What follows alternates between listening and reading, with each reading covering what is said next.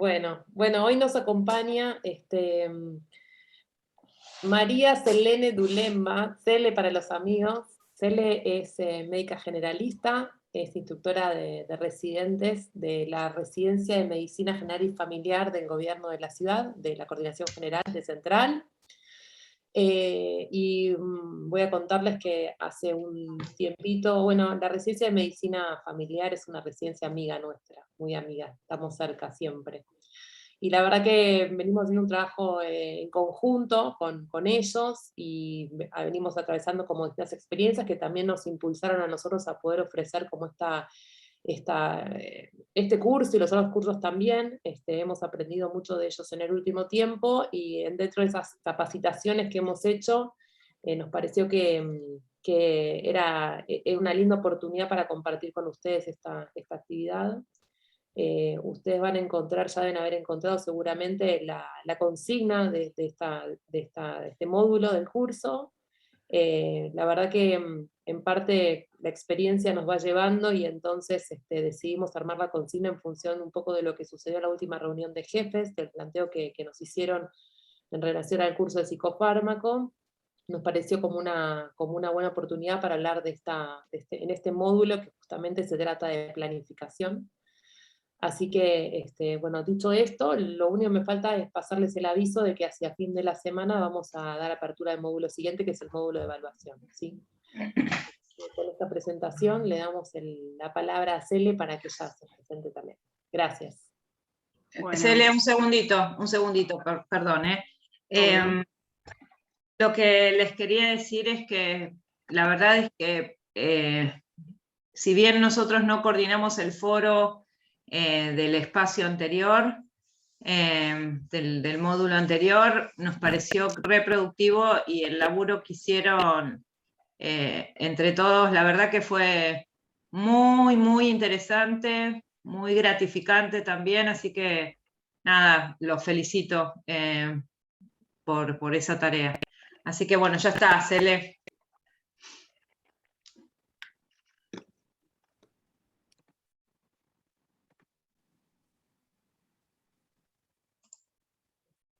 ¿Me escucha bien? Es que empecé a compartir pantalla y empezaste a cortarte todo el audio.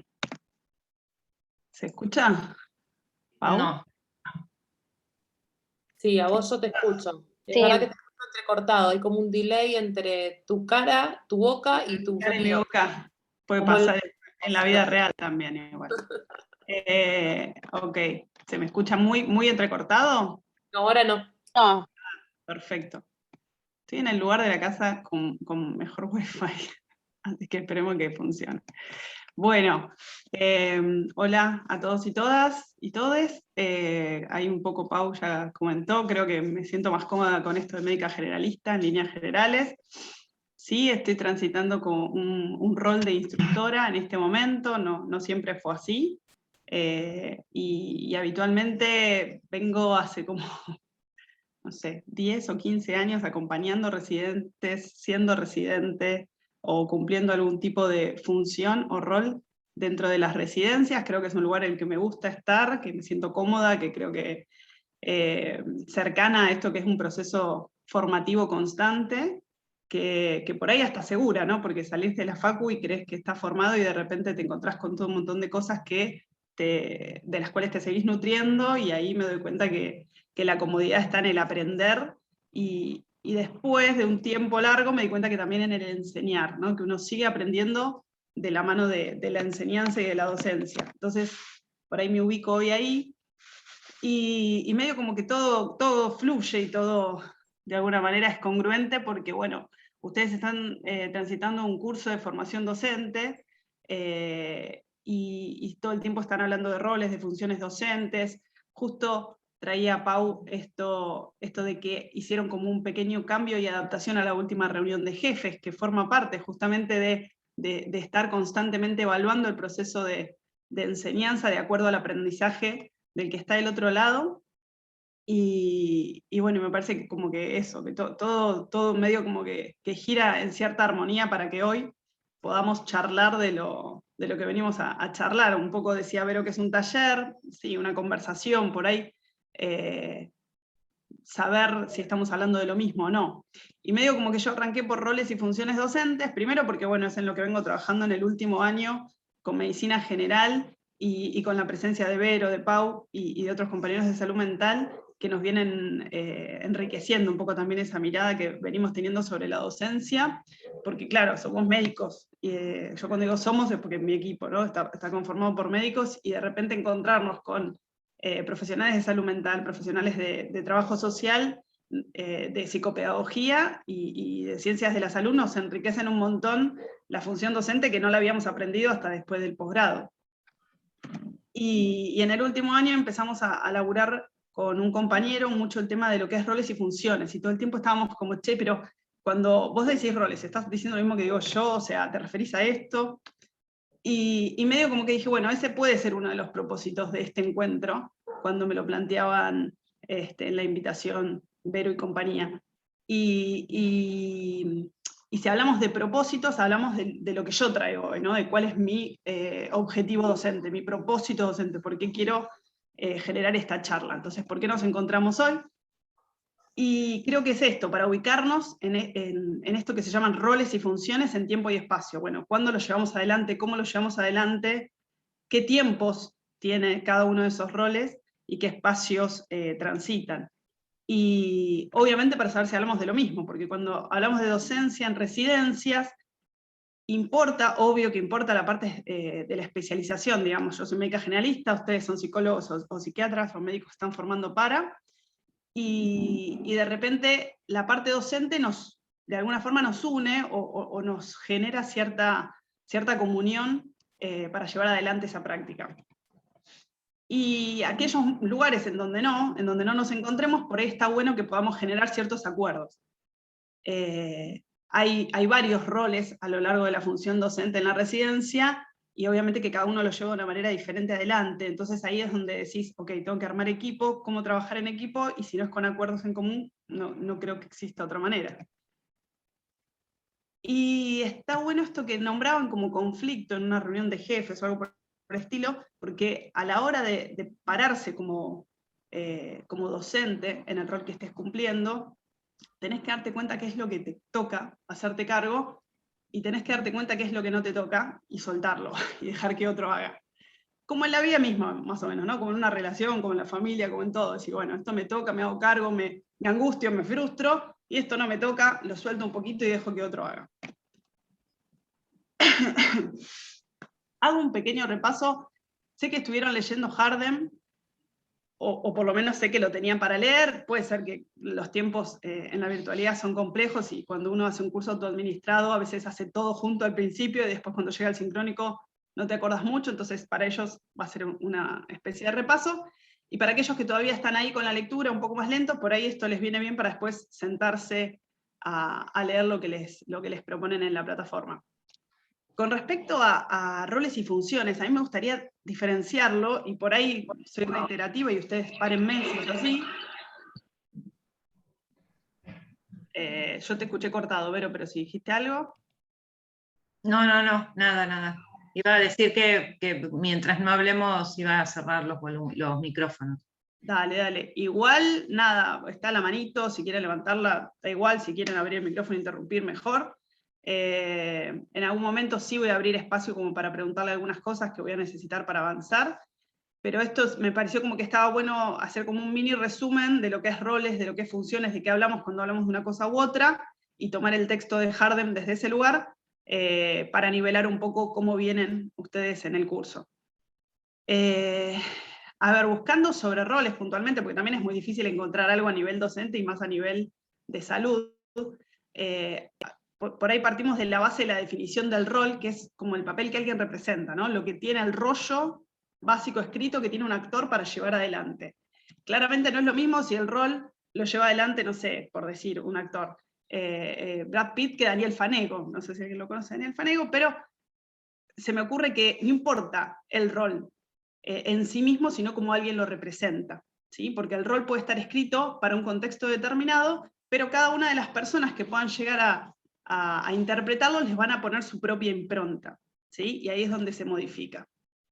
Y por otro lado, no es lo mismo decir, bueno, yo estoy cumpliendo un rol docente, si soy jefe o instructor, o si soy coordinador general, o si soy residente, que estoy cumpliendo una función docente, ¿no? Y muchas veces se toma como lo mismo.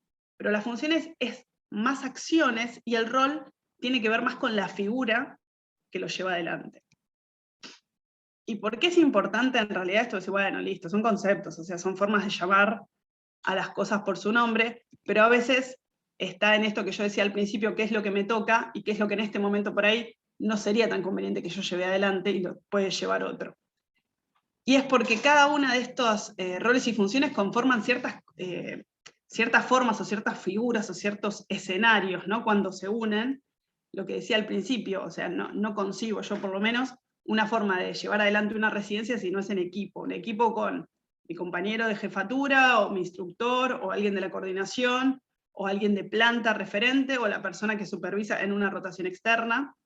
Si yo no coincido con todos ellos y conformamos algo, el residente no tiene, digamos, un espacio, un proceso formativo ordenado, y puede ser bastante complicado para esa persona.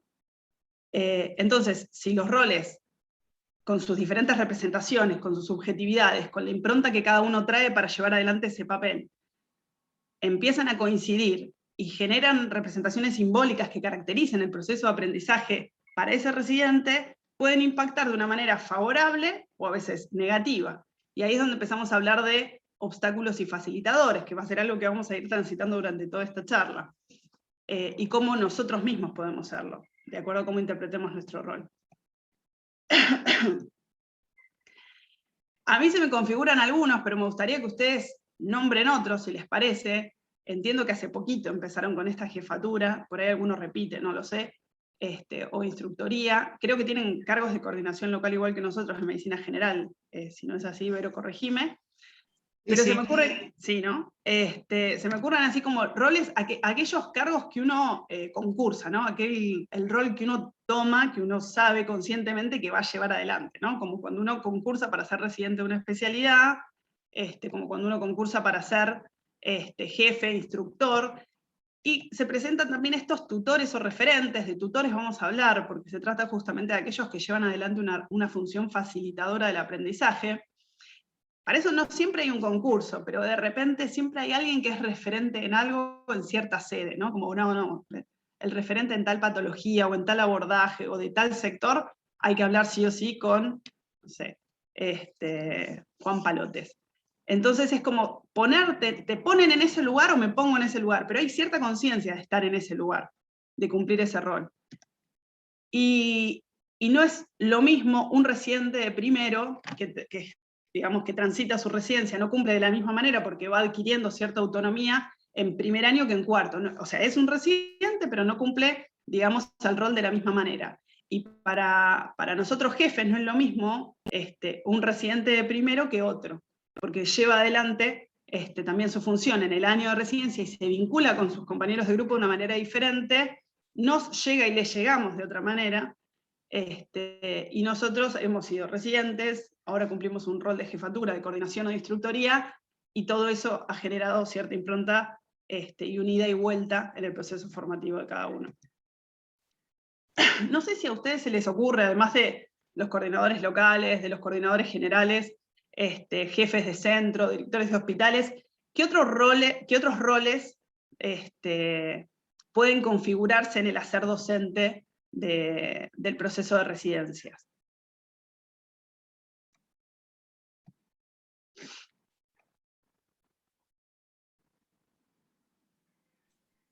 Ahí si quieren abrir el micrófono. Nosotros, por lo menos en nuestra residencia, los residentes de cuarto año tienen como un rol, o sea, hay un rol establecido que es de referencia activa a los residentes de primer año, y cumplen, digamos, un rol docente bastante importante, o sea, si bien todavía están dentro de la residencia, pero funciona así, la verdad. Y cuando llegan ellos a cumplir ese rol, ¿tienen algún tipo de preparación para el hacer docente de sus compañeros, de sus pares? Que no. Entiendo que hay una distancia, o sea, son pares, siguen siendo pares pues son residentes, pero entiendo que hay una distancia y un recorrido. Pero a la hora de tomar ese rol que vos contás. No, en realidad uno llega cuarto, no, viene como de una rotación externa y como que arranca a cumplir ese rol sin preparación previa, digamos. Ok, buenísimo. Vamos a volver a eso, está bueno lo que compartís como cierta situación que podríamos pensarla, che, esto es un obstáculo, es un facilitador, ayuda al aprendizaje de uno, a la enseñanza del otro, me parece que estaría bueno tomarlo un poquito más adelante. Nuevamente, pero sí, coincido con vos que dentro de los roles docentes los residentes los cumplen. Después vemos si llegan bien o no formados, y si los llevan bien o no adelante, pero que cumplir los cumplen, están ahí en el rol docente. ¿Hay algún otro personaje, actor, dentro de lo que es la residencia, vamos a llamarla así globalmente, la sede, o el proceso de formación de una especialización que cumpla este rol docente, aparte de estos actores que yo pongo acá?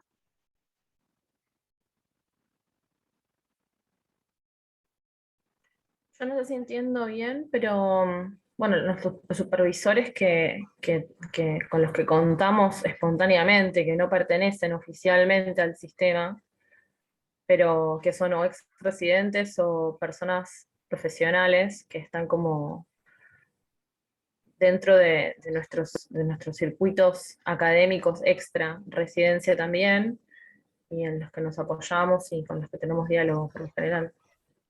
Bien, creo que sí, que te referís a estos que son referentes, o sea que yo los pongo como referentes tutores, que es este papel que te digo, a veces lo tenés medio impuesto, o te lo endilgan, ¿no? Como, no, vos sos nuestro referente en tal cosa, o sea, sos nuestro supervisor de esta situación porque sos el que sabe esto, la tenés re clara en esto. Si bien no concursé para ese cargo, como decís vos, está medio fuera del sistema de residencias, es al que uno acude constantemente porque pasó por este sistema, conoce. Entonces, como que bueno, hay algo del juego en la cancha, que por más que ya no sea, es medio consejero. Coincido, sí, esos son claves, básicamente. Y para la charla de hoy también, porque son facilitadores.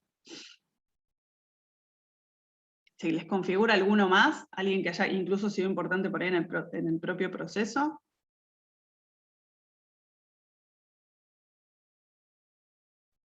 Seguimos, si se les ocurre, abren. Estos que iban nombrando ustedes, ¿no? Yo me imagino que no es lo mismo un referente que otro, Valeria, o sea, me imagino que vos en primero habrás tenido a alguien de quien agarrarte, en cuarto a otra persona, y hoy quizás cumpliendo este rol tenés otras personas de las cuales tomar cosas que te sirvan para la supervisión. Lo mismo que los residentes que nombraban la gente del Ramos, o sea, claramente no es lo mismo un residente de cuarto, de alguna camada que otro, o del mismo año incluso, que lleve el papel de una manera distinta adelante, entonces uno a veces hasta le da cierta responsabilidad más a uno que al otro, o diferente, o che, vos que la tenés más clara en esto, mejor acompañá vos a este recibe primero. Me parece que a eso me refería yo, lo que ustedes traen con la impronta que cada uno le pone, ¿no? Y ya teniendo un poco más claro, bueno, estos son los roles, es algo casi estático, podría decirse, o sea, en cuanto al puesto, ¿no? Porque después lo transitan diferentes personas con sus subjetividades. Podemos hablar ahora de lo que son las funciones, que ahí sí, me parece que excede a estos lugares que ocupamos, ¿sí? Son funciones que deben llevarse adelante para que el proceso de enseñanza y aprendizaje esté completo, fluya, y sume a la formación del residente. Y pensar estas funciones como múltiples acciones, ¿sí? Un abanico inmenso que no necesariamente tiene que llevar una sola persona adelante, no necesariamente la tiene que llevar en el mismo momento, y no necesariamente siempre la misma. Que por eso me refería al principio con el trabajo en equipo, ¿no? También poder identificar, ok, ¿cuándo yo tengo que ser evaluador de este residente? O hay un obstáculo más grande que esa función que yo tengo que cumplir. Quizás está bueno que hoy otro tome la posta. No sé cuántos tendrán hijos acá, pero me imagino una situación lo mismo de crianza compartida, ¿no? O sea, ¿cuándo soy yo la que tiene que decir que no? ¿Cuándo soy yo la que tiene que decir, che, cuándo mi compañero o mi compañera puede entrar en juego también? Y está mejor, porque hoy nos llevamos bastante mal y hoy está todo podrido, charlarlo vos. O sea, como ese lugar, yo no dejo de cumplir mi rol, ¿sí? Y esa función la voy a volver a llevar adelante en otro momento, pero a veces hay ciertas situaciones, conflictos, o por ahí situaciones que no son conflictos, pero son situaciones que nos atraviesan en el día, que nos hacen movernos en las funciones. Y ahí es donde yo digo que los roles son un poco más fijos y las funciones son más móviles. Bien, lo único que tienen fijo es el objetivo en común, ¿sí? O sea, acá el objetivo en sí es la formación, es acompañar un proceso de aprendizaje donde el residente va adquiriendo cierta autonomía para llegar desde un lugar de residente de primero, de no especializado, a un lugar de experticia. Y repasando el texto que ustedes tenían un poco a modo, digamos, de llevar adelante un poco, de desenmarañar las funciones docentes. Yo no digo que sea el mejor texto ni el que más completo es, al contrario, creo que es un texto que está bueno como punto de partida para generar ciertas críticas y para ver hasta falencias del sistema docente en una residencia. Porque si bien vos decís, uy, son un montón de funciones, yo no puedo llevar todo esto adelante, también nos quedamos cortos, porque a mí por lo menos cuando leí dije, che, acá hay más cosas que yo hacía, o que mi jefa o mi instructora hacían y no están acá contempladas. Por ahí incluso tiene que ver más con la relación humana. Pero me parece que es ordenado Hardeman a la hora de tirar las funciones docentes, y a esto del todo o nada. Bueno, ¿hago todo yo en mi rol al que concursé, o no hago nada y tienen que hacer los otros que son más docentes que yo? Porque yo, ok, vengo de una residencia, soy jefe, pero no soy docente. Tengo que cumplir funciones, pero no soy docente, mejor que lo haga otro. Entonces, ¿cómo se hace esa repartija? ¿Cómo llegamos a planificar un equipo de acompañamiento docente de una residencia y dividir las tareas? Entonces, por ahí tener en cuenta que hay funciones que tienen que ver más con lo educativo, ¿no? Algunas de las que facilitan, de las que acompañan, las que evalúan seguramente, las que requieren cierta planificación o generación de recursos educativos, tienen más que ver con la pericia educativa, con lo pedagógico, con la didáctica de llevar adelante cierta tarea, ¿sí? Entonces ahí somos como más docentes, podríamos decirlo, más maestritos. Y después hay otras que tienen más que ver con lo que incluso a veces nos sentimos más cómodos, a veces, porque obviamente depende de la persona y el recorrido que tenga cada uno y cada una, pero en esto de, bueno, ok, yo tengo un conocimiento, puedo transmitirlo, a partir de ese conocimiento que tengo puedo generar cierto material docente, puedo modelar algún comportamiento desde el abordaje a un paciente, etcétera, o facilitar un aprendizaje porque tengo clara esta técnica. Entonces ahí como entra la pericia médica, lo que yo sé, lo que fui aprendiendo en la residencia, con lo que me puedo llegar a sentir más cómodo, porque hasta está más blanqueado que yo aprendo a hacer esto como profesional de la salud, y por ahí no está tan blanqueado como le pasa al residente de cuarto, que tiene que ser docente, porque nadie me prepara para ser docente, solamente me toca. Y por otro lado, también diferenciar aquello que yo tengo que cumplir de cerca, con la persona que está aprendiendo, que tengo que estar como más ahí, más supervisando en forma directa o indirecta, pero cerca, no puedo estar ausente. Y otras cosas en las que yo puedo estar a distancia, como esto que están haciendo ustedes ahora, que se están formando para acompañar procesos de aprendizaje, pero no necesariamente lo necesitan hacer cerca de los residentes, sí en vínculo, sí en contacto, pero lo hacen en un momento personal y particular. Lo mismo cuando planifican un cronograma, lo mismo cuando gestionan una rotación o cuando tienen que negociar alguna situación con las esferas, digamos, de más arriba de la dirección de capacitación, ustedes se alejan de ese vínculo con el grupo de residentes, pero lo mantienen, ¿se entiende? Entonces como que también la distancia que de repente tienen nuestro rol en ciertas funciones nos modifican la forma de llevar adelante el proceso. Y esto que les decía al principio, ¿no? Como si no conformamos equipo y dividimos las cosas, ¿cómo hace una sola persona para cumplir esas 12 funciones, 10 funciones?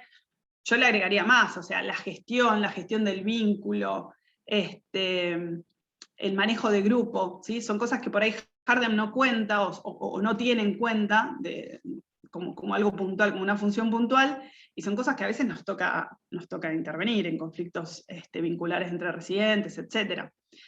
Pero cuando todas esas funciones no las puedo cumplir yo, cuando yo de repente de evaluación no sé nada, y necesito pararme o apoyarme en otro rol, en alguien que esté cumpliendo otro rol y que pueda llevar adelante esa función, cómo me vinculo, qué estrategia genero para que esa persona entre en juego. Y cuando no hay, ¿cómo hago para salir a buscar? O sea, parte de la planificación docente de un año de residencia, cuando a ustedes les toca llevar adelante la jefatura, claramente tiene que ver con, ok, ¿quién va a ocupar todos los lugares que hay que ocupar? ¿Quién va a llevar adelante todas las funciones que hay que realizar a lo largo de este año, por lo menos que me toca ser jefe o jefa? Y si es así, a veces ese referente que no forma parte, como decía Valeria, del sistema de residencias que yo convoco, también lo tengo que, o sea, entrenar, por decirlo de alguna manera, en el objetivo que yo me estoy proponiendo. O sea, si yo tengo ciertos objetivos pautados para ese residente, se los tengo que dar a conocer a ese referente, porque ese referente, por más que conozco un montón y tengo un montón de experticia en cierta situación o cierto cuadro o cierta patología, yo necesito transmitirle, ok, cuando estés con el residente de primero, estos son los objetivos que tiene que cumplir, y cuando estés con el de cuarto, son estos otros, son diferentes. Entonces hay parte del entrenamiento que tenemos que también hacer en equipo.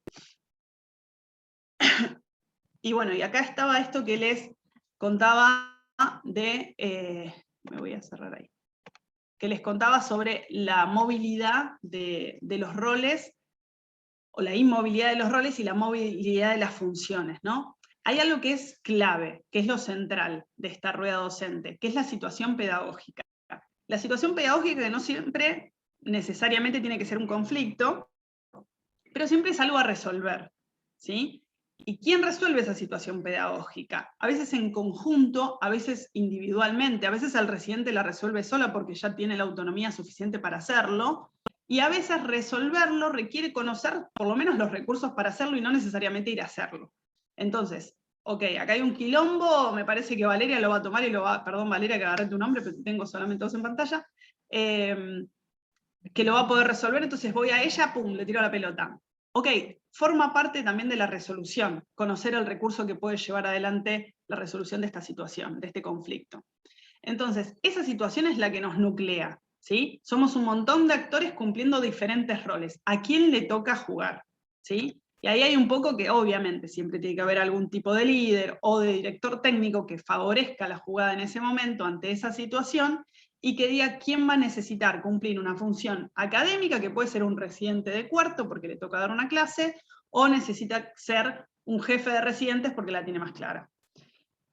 Lo mismo cuando tenemos que planificar un cronograma, a veces por ahí necesitamos el recurso, que esa es otra de las cosas que por ahí también se pueden mover, porque nosotros cumplimos funciones a través de qué cosas, a través de estrategias, ¿sí? Incluso estrategias de negociación, cuando vamos a un servicio y el servicio te dice, ok, vienen a rotar acá, pero son 3 días, 4 días, no, van 2, porque los otros 3 días necesito que estén en otro lado, formándose desde otra mirada, desde otro lugar o con otras funciones. Entonces ahí empieza la estrategia de negociación de cómo hago para que me acepte el servicio bajo mis condiciones y los objetivos que yo le planteé al residente. Y además de esas estrategias están los recursos, ¿no? Los recursos con los que cuento, si son locales, en la sede de residencia donde se maneja el residente, o si tengo que ir afuera. Entonces ahí ya cuando tengo que ir a otro lado, se generan otras situaciones, porque son otras maneras de trabajar. Entonces, sé que va a estar bueno y va a ser rico porque va a poder, digamos, adquirir otras herramientas para el trabajo, pero bueno, son herramientas que yo también tengo que guiar que se adquieran. Y ahí es donde vuelvo.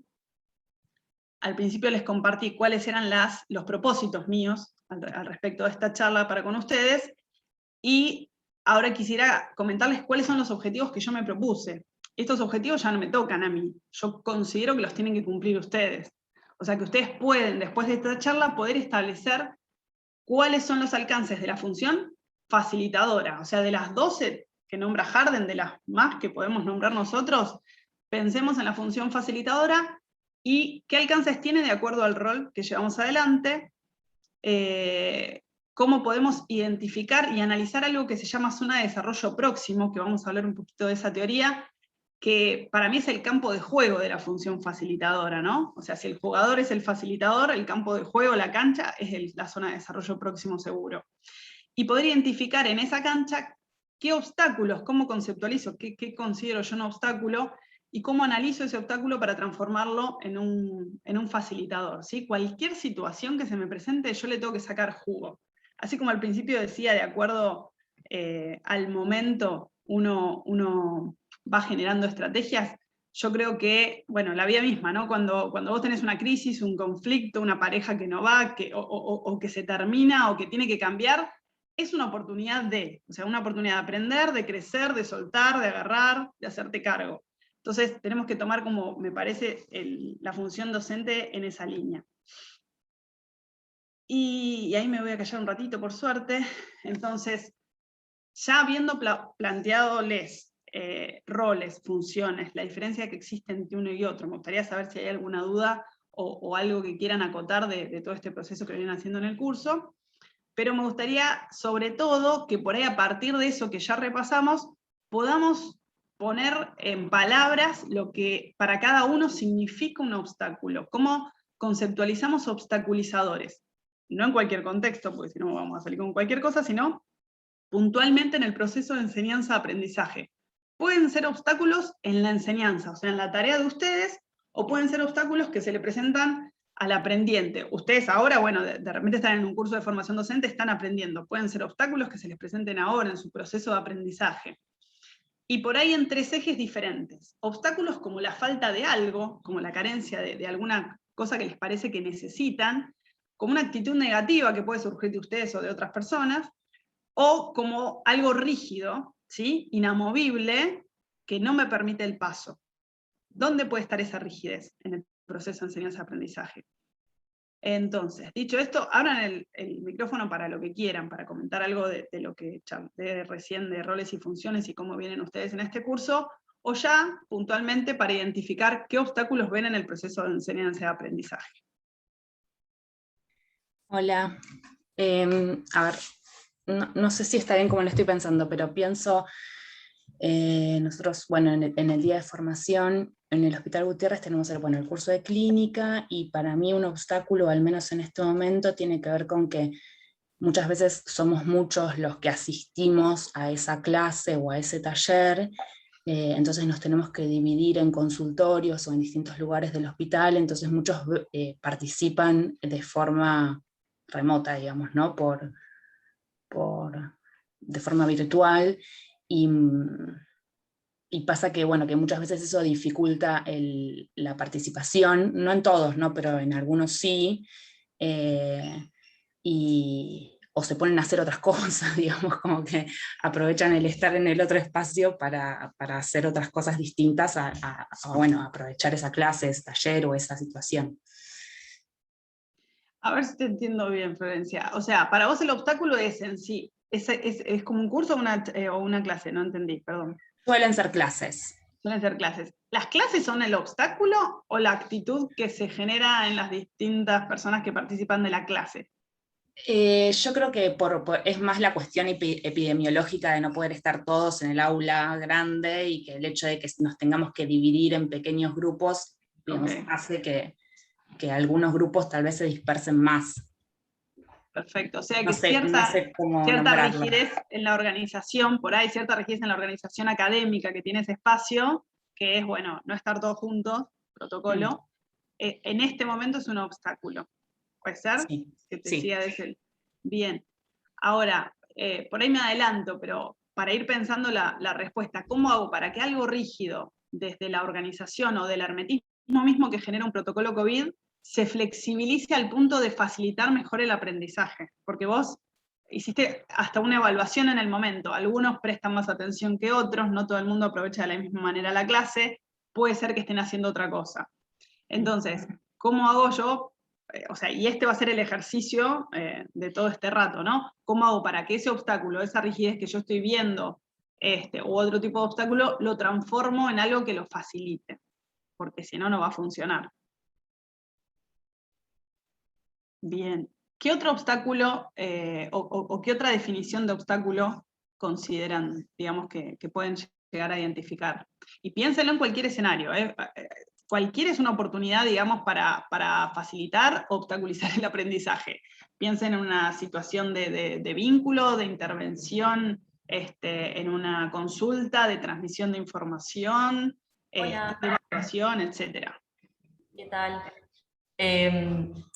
Pensaba un poquito a veces en los los tiempos, ¿no?, que tienen las instituciones, y cómo a veces, al menos a mí me pasa que se me vuelve difícil como generar un tiempo-espacio de aprendizaje cuidado, cuando quizás hay cosas que suceden como muchas cosas al mismo tiempo y uno quiere como parar y quizás con el R1 explicarlo un poco, pero se tiene que ir a una reunión, y como los destiempos de eso, ¿no? Me parece que a veces eso hace obstáculo con los tiempos institucionales. Tal cual. La falta de. O sea, la falta de tiempo para dedicarle y la necesidad extra de tiempo que por ahí requiere, como vos nombraste, un residente de primero, a diferencia por ahí de un R4 que tiene más claro, por ahí está por transición nomás, que bueno, después lo charlamos porque te tenés que ir a una reunión. En cambio la reunión está ahí como ávido, cual pollito con boca abierta de dame, no me dejes así. Bien, y esa falta de tiempo, si no estás vos porque te tenés que ir a una reunión, ¿quién podría facilitar que se dé digamos, esa transmisión o esa discusión o esa conversación con el residente de primero? ¿En quién podés delegarlo?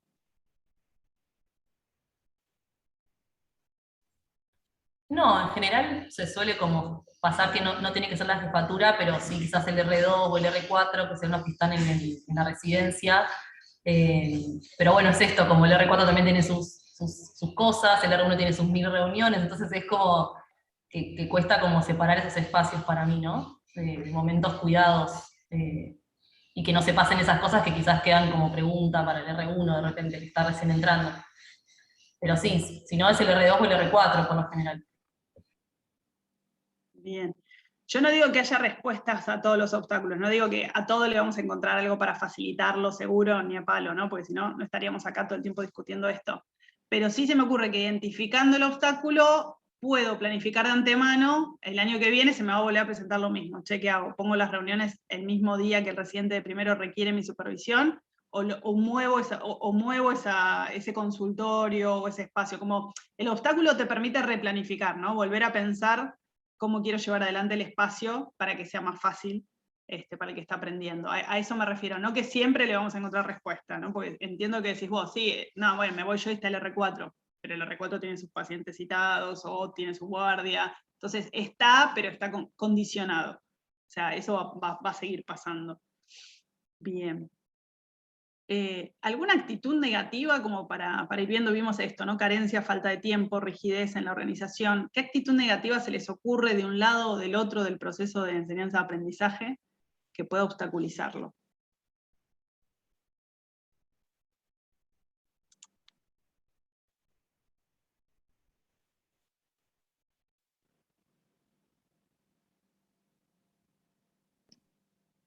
Yo pensaba algo que no sé si en realidad quedaría como encuadrado en una actitud negativa o algo de actitud negativa y algo de rigidez tal vez también, que tiene que ver con una multiplicidad de escenarios donde se pone como en juego la tensión entre la doble, digamos, que surge, digamos, la tensión de la doble dependencia de las residencias, ¿no? De lo que tiene que ver con capacitación por un lado, dirección de los hospitales por el otro, y cómo hay un montón de situaciones, pienso en algo que, por ejemplo, nos ha pasado a nosotros, situaciones de guardia donde ya no hay posibilidad, digamos, de cubrir alguna tarea asistencial como una guardia con residentes, sin que eso implique digamos, un exceso de guardias, más allá de lo establecido en el estatuto, en la ley, etcétera, y que, digamos, desde la institución hospital se nos diga que, bueno, eso hay que hacerlo igual. Entonces, digamos, más allá de nuestro rol primeramente formativo, ¿no? De nuestra función primeramente en formación, digamos, desde la institución muchas veces se recibe digamos, una bajada de línea que tiene que ver con, bueno, todo bien con eso, a mí no me importa, dicho coloquialmente, ustedes son empleados de este hospital y tienen que cubrir estas tareas, ¿no? Entonces ahí me parece que hay una actitud negativa en relación a las prioridades que se le dan a los lugares que los residentes ocupan o el porqué del tránsito de los residentes por el hospital, y una gran rigidez en tanto reglamentarismos a veces demasiado casi amenazantes, vamos a decir, y bueno, nada, eso también pone en juego muchas veces o en jaque muchas veces nuestro lugar, ¿no? Y nuestras funciones. Sí, No sé yo creo que así como vos lo planteás, si yo se lo pregunto a la persona que dialogó con vos esta situación, ponerle un directivo, creo que plantea lo mismo. O sea, dice, bueno, pero la rigidez que ellos tienen de que solo se están formando y que no nos pueden dar una mano, y la actitud negativa de no ver la situación que está atravesando el hospital, ¿no? Como que los dos pueden usar el mismo argumento y es válido. ¿Por qué? Porque vos estás centrado y enfocado, porque es tu rol en el proceso de enseñanza-aprendizaje de los residentes, no querés que, digamos, el desinterés por su formación vaya en detrimento de esa formación. O sea, si a vos no te importa la formación de residente, a mí sí, porque es el rol que me toca cumplir, entonces yo tengo que defender ese espacio, y tu rigidez de que sí o sí se cubran las guardias, no va con el proceso. Yo no puedo facilitar el aprendizaje en ese contexto. Y a la vez entiendo que ellos cumplen un rol completamente diferente, no necesariamente en el proceso de enseñanza-aprendizaje. Imagínate que por eso quizás ni siquiera aparecieron en los roles cuando nombramos los roles de la residencia o los roles del proceso educativo de la residencia. Porque a veces no cumplen, o sea, cumplen un rol, pero no necesariamente docente. Cumplen un rol ahí como de mando, de jefatura, de coordinación, pero no necesariamente docente. Y a veces ese rol es el obstáculo en el proceso de enseñanza-aprendizaje, porque no está como en la red que uno trata de tejer alrededor del residente.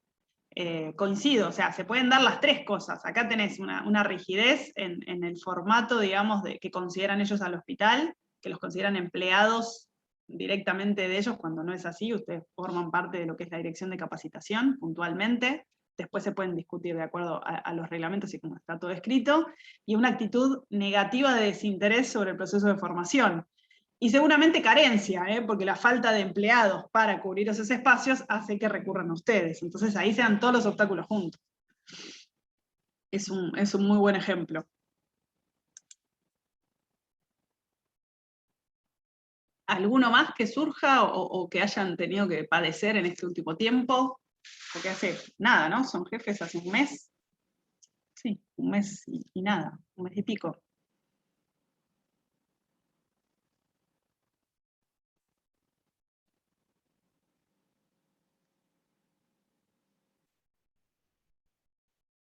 ¿No? Pau o Vero, algo que se les ocurra así como reiterado, están en un lugar donde han visto pasar cantidad de camadas, calculo. ¿Algo que se repita? Yo quiero, perdón, estoy sin imagen porque tengo mal la señal, les pido a todos y a todas disculpas.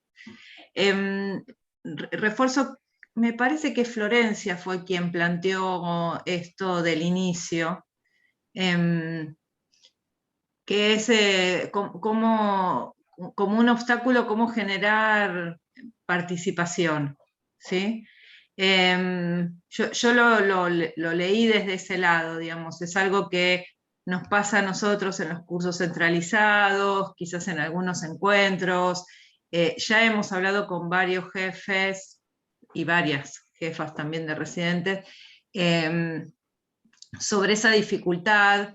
Quizás ahora está un poco más habilitado con el tema del Zoom, el tema de, bueno, como estoy yo, por ejemplo, con una imagen y nadie sabe si estoy o no estoy, pero eso igual pasaba presencialmente, digamos, hay como, digamos, lo que yo estuve pensando es que hay como cierta ilusión de que en lo presencial no pasa. A nosotros nos ha pasado en lo presencial, digamos, yo qué sé, ver a la gente o mirando el techo o mirando el celu, que tiene casi la misma lógica que la de tener la cámara apagada o estar haciendo cualquier otra cosa mientras hay un encuentro de eso. O sea que el tema de la participación, digamos, de cómo generar participación y, digamos, algo del orden del movimiento en esos espacios es una dificultad. Tomaba lo que había dicho, creo que fue Florencia, me parece, ¿no? Sí, con respecto a la virtualidad y a este momento puntual académico. Yo los voy a invitar siempre a ver los dos lugares, ¿no? Desde el lado del docente y desde el lado del aprendiente, llamémosle. Esta actitud negativa del desinterés, ¿no? Que es lo que le decía recién, perdón, me olvidé el nombre. O sea, si los dos ponen sobre la mesa sus argumentos, seguramente van a ser similares. Lo que pasa es que al cumplir roles diferentes y tener como focos de interés diferente, es difícil ser neutral o validar más uno que el otro, ¿no? Pero ante la actitud negativa del desinterés, ¿no? O sea, yo, hablando acá, dando esta charla, digo, bueno, si abran los micrófonos, cuéntenme algo, y no logro captar el interés desde el otro lado para que participen, yo lo puedo decir, bueno, hay una falta de interés en estos jefes que están formando como docentes y quieren hacer otra cosa, o quieren ir a la práctica y no les interesa esto, pero también puedo decir, che, o habrá algo en mi práctica que no esté favoreciendo o fomentando el interés, por ahí tengo que cambiar la estrategia y darlo de otra manera, o tratar de llevarlo más a la práctica, que es lo que a ellos les interesa. ¿Se entiende, Vero, lo que digo? O sea, como que yo puedo censar el desinterés en ellos y me quedo corta, o puedo ponerlo en los dos lugares, ¿sí? O sea, va a pasar que siempre hay uno mirando el celular, incluso eso a veces puede no significar desinterés, sino, bueno, tengo multitareas que cumplir, y necesito saber, no sé, si la niñera llegó o no llegó a buscar a la piba. Pero digo, no porque no me interese esto, sino porque es como que estás en 1000 lugares a la vez, y esto también nos los hace sufrir o padecer la virtualidad. Y hablando de esa actitud de desinterés y negativa y necesidad de cambiar el rumbo de esta charla, por ahí les propongo un juego, que es, vamos con fotos muy random, que por ahí no tienen que ver con la residencia, pero sí les propongo que tratemos de verla con ojos de jefe, del instructor de residente. Primero, busquen el obstáculo en la imagen. Busquen qué cosa está facilitando, si hay algún tipo de aprendizaje, y cómo podemos hacer la analogía con una situación en la resi. ¿Me siguen? Veo una foto, veo qué cosa obstaculiza o facilita el aprendizaje, tiren lo primero que se les ocurre, por favor. Y después ahí sí, por ahí un poco más de análisis, ¿dónde veo yo esto en la resi? ¿Qué pasa? ¿Está bien? ¿En qué situaciones? Ejemplificando, sin dar nombre y apellido, pero ejemplificando. Vamos con la primera para identificar. Si el mouse me anda. Ahí va. Primera imagen. ¿Todos la pueden ver? Sí, va, yo sí. Sí. Bien. ¿Quién se anima a abrir micrófono y ver dónde ven un obstáculo o dónde ven un facilitador, mientras yo le abro a mi gata que me está maullando?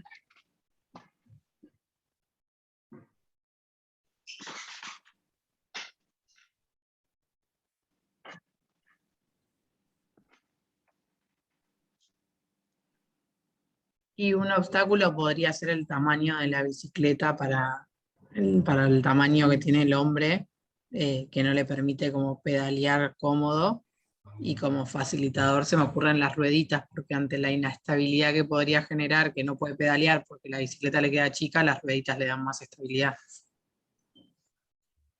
Me gusta. Y ese facilitador, está bien. ¿Te parece que es un facilitador que cumple su función? ¿Que está siendo útil?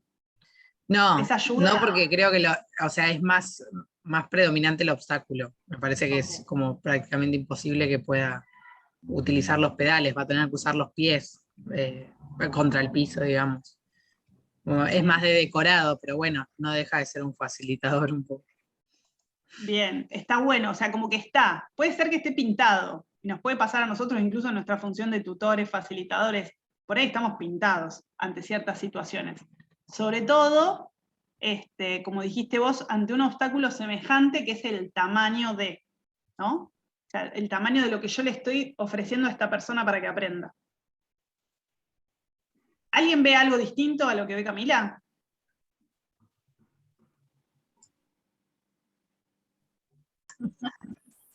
Otro obstáculo puede ser la ropa por ahí, que no es, o sea, no es adecuada, no es cómoda para la tarea que tiene que realizar, que es andar en esa bicicleta. Bien. Bien, podría dificultárselo, tal cual, coincido, más que nada los zapatos, ponele, está bien, no lo había pensado ni a palo, pero es verdad, como que uno se prepara con cierto outfit, vamos a llamarle, para hacer una tarea determinada o enfrentar alguna situación determinada. Bien. Y salvo que alguno vea otra cosa más, que puede, ¿qué analogía o esto que acaban de nombrar las dos compañeras, estos obstáculos y estos facilitadores, ¿Los ven en la residencia? ¿Pasa esto en la residencia? ¿Cómo sería? Obviamente no con la bicicleta en sí, sino con lo que representa acá, quizás la bicicleta. Hola. A mí nos pasa algo en el hospital a veces, que es que nosotros no hacemos admisión en la residencia de manera directa, la hace planta. Entonces muchas veces dicen, tal paciente es para R4, y cuando llega no es para R4, y cuando lo mandan para R1 es súper difícil para el residente de primero, o no sé, el R4 ya vio muchas veces ese tipo, yo soy psiquiatra, ese tipo de patología y no vio a lo largo de su residencia otra. Entonces, no sé, se me armó esa imagen como del señor grande con la bici chiquita, como, bueno, al revés sería, cuando el R1 se ve expuesto a atender pacientes que por ahí, después lo arreglamos dentro de la RESI, lo redistribuimos, pero se me... O sea, después transformás el obstáculo en un facilitador, quizás, pero lo primero que te pasa es que como hay una tarea que no está acorde, hay un tamaño de un montón. Va referenciando al R1, al R2, al R3, y los jefes de residentes en general charlamos con los R4 a ver cómo bien, dígolas, pues son mujeres justo. Este año, bueno, redistribuimos, pero si no es una macana, porque quedas re solo como residente de primero con un caso re difícil. Bien, y de la otra manera, cuando al R4 le llega un caso que no, o sea, un tamaño de la tarea al que por ahí está subestimando, y no digo que no la pueda hacer, que también la puede llevar adelante tranquilamente, sino que me parece que lo que vos planteás tiene que ver con que no estoy enriqueciendo su formación, que es lo que necesita. Okay. Claro, sí. Lo mismo que si uno de los residentes se formó más en psicosis porque le gustó más o lo que sea, todos los residentes que se van le derivan a ese residente los pacientes psicóticos, y así. Y queda uno con el montón de psicosis y no hay popularidad. Bueno, no sé, cosas que suelen pasar en la RESI por la dinámica de la RESI. Bien, y esto en relación al tamaño de la tarea. Y en relación al tutor, como las rueditas acá que no terminan de cumplir la función, pero están ahí cumpliéndola, ¿qué se les ocurre como este tutor inútil, vamos a llamarle? ¿Se escucha bien? Sí, Paulo. ¿Qué tal? Yo lo asocio un poco cuando el instrumento o la estrategia de enseñanza falla o no está bien diseñada, o no es útil para determinadas situaciones. No sé, por ejemplo, una clase, no sé, un objetivo que sería evaluar riesgo suicida en una persona, y que se ha dado o tratado de enseñar a través de una clase teórica, por ejemplo. Si el objetivo es enseñar a tener una consulta con un paciente con ideación suicida, no sería lo más adecuado una clase teórica, en principio, o sea, por ahí sí en primera instancia, pero haría falta algo más, otro tipo de actividad para desarrollar esa tarea. Entonces por ahí lo asocié esto con, por ahí usar recursos inadecuados para algunos objetivos en particulares. Excelente.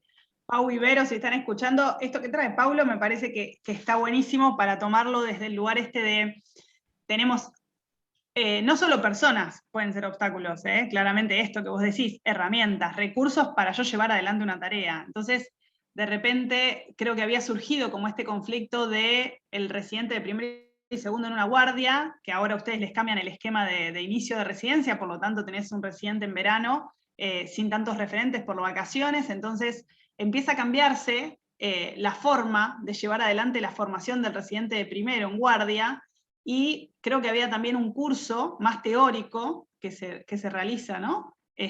Con respecto a la parte más farmacológica que utilizan en la guardia de salud mental.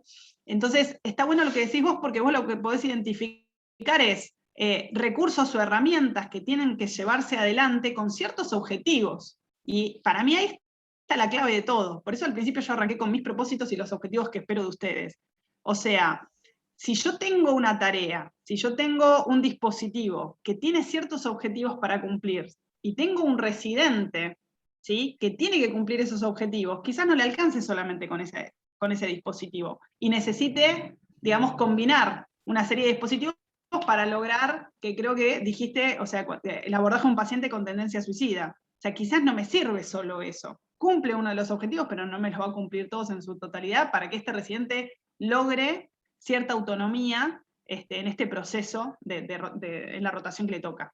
Me parece que eso está bien como para, lo vuelvo a tomar, como vamos tomando de a poquito algunas cosas que ustedes dicen, como para llegar al quid de la cuestión de esta reunión de jefes que tuvieron el otro día. Vamos con otra. Sí.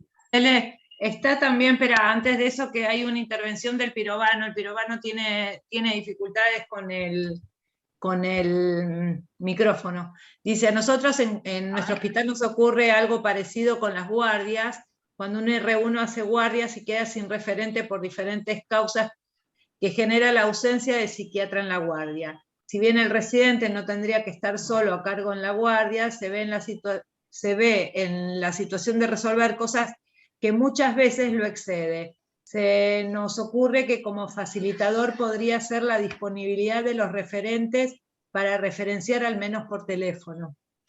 Tal cual. Y a mí me parece que ahí lo vamos a tomar de vuelta. ¿Por qué? Porque el facilitador justamente, o sea, incluso si analizamos la palabra en todos sus contextos, ¿no? Tiene que ser algo fácil. Entonces, para que sea algo fácil se va a tener que adaptar. Y para que sea adaptable, tiene que poner el foco en el otro. Entonces, si el facilitador, si el referente, si el psiquiatra de guardia no está para referenciarse presencialmente, lo que ustedes plantean como opción válida es, a ver, ¿el objetivo común cuál es? El residente no puede atender solo, necesita una referencia, necesita una última palabra y que alguien se haga cargo de esta situación. Entonces, por lo menos que la flexibilización llegue por él la distancia, o sea, la consulta a distancia para el acompañamiento. Y ahí es donde ustedes están poniendo el foco en el residente, en la formación del residente, que es lo que quizá el servicio, como le decía antes al otro compañero, no está viendo. Y para eso están ustedes, de eso es lo que ustedes se tienen que hacer cargo. Bien. ¿Hay otro chat? Yo solo veo el número. Ah, ahí va, ya me di cuenta. ¿Hay otra respuesta? No. El Borda. Pone acá desde el Borda, se nos ocurre quizás como un obstáculo para el aprendizaje la cantidad de pacientes que las médicas de segundo reciben en consultorios externos. Yo agrego algo entre paréntesis. Este fue uno de los obstáculos eternos en el Borda. La cantidad de pacientes que las médicas de segundo reciben en consultorios externos, lo cual genera que no dispongan del tiempo necesario para formarse teórica y prácticamente de manera adecuada, aún buscando facilitadores. Sí. La cantidad, en más o menos, siempre es un obstáculo. ¿Por qué? O sea, cuando uno va a rotar afuera, ¿no? Sea de la especialidad que sea, que busca casuística, busca cantidad de casos para poder llevar adelante una práctica, ¿no? Y tener después la cancha y la visualización de distintos contextos de ese mismo caso.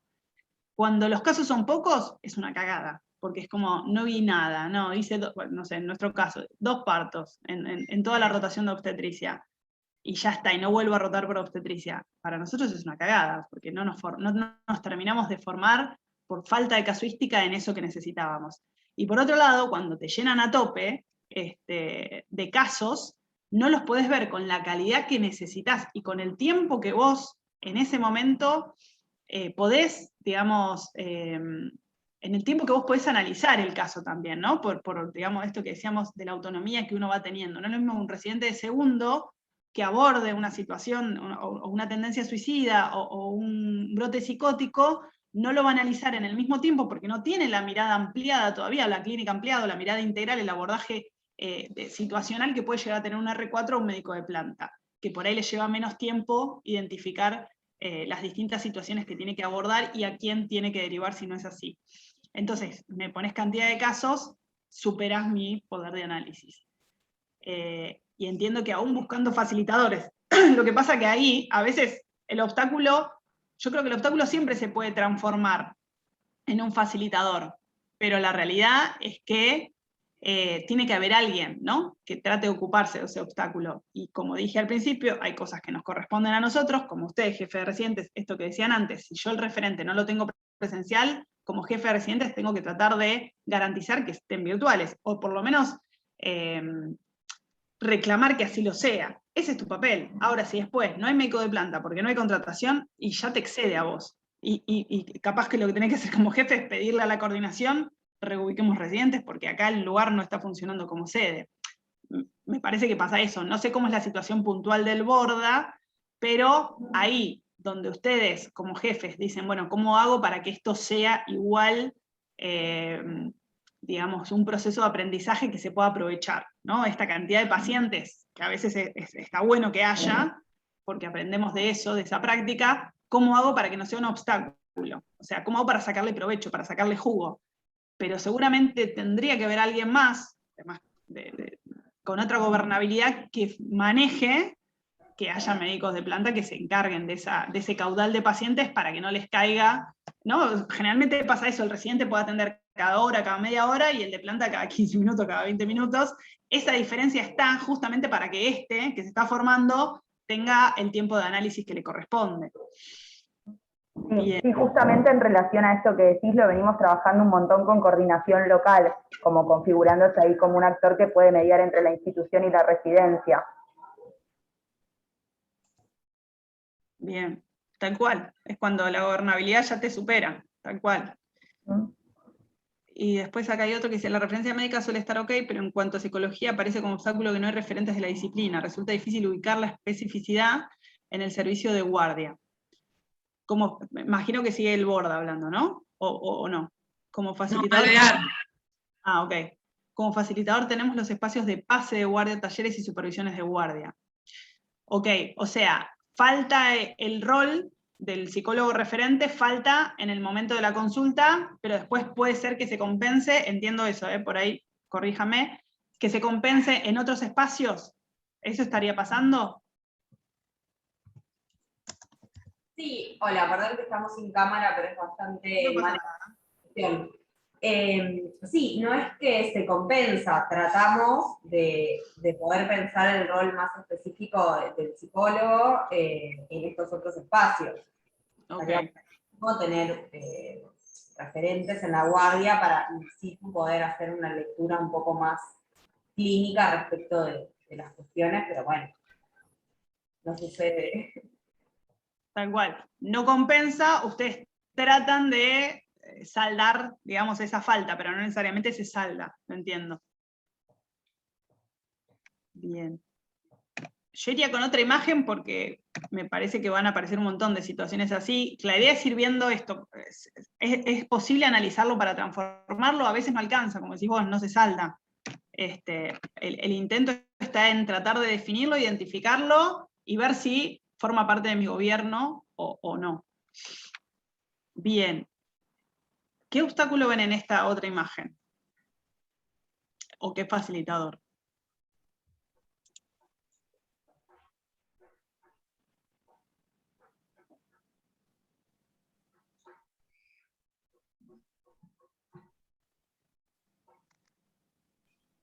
Y capaz, yo pienso que cuando el referente o quien sea que el R4 jefe te da la respuesta sin que vos puedas pensar la respuesta antes, como que maneja por vos, medica por vos, no sé. Bien, me gusta porque ya está claro el ejercicio. No solo ves el obstáculo, sino que ya lo metés en la resi. O sea, respondiste por el residente, dale, ¿qué no le permitís? Después lo de los residentes, perdón.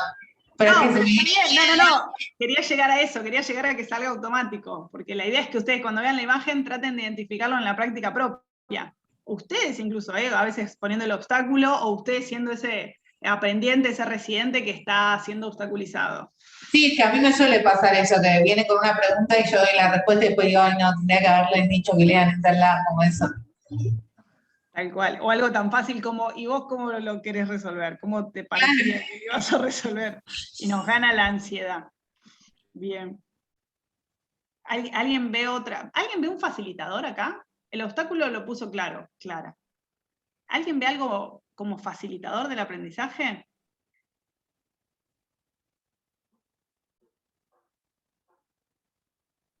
Puede ser una práctica como de, bueno, te lo muestro como lo hago yo y después vos te fijás cómo vos te sentís con eso y qué le agregás de distinto, ¿no?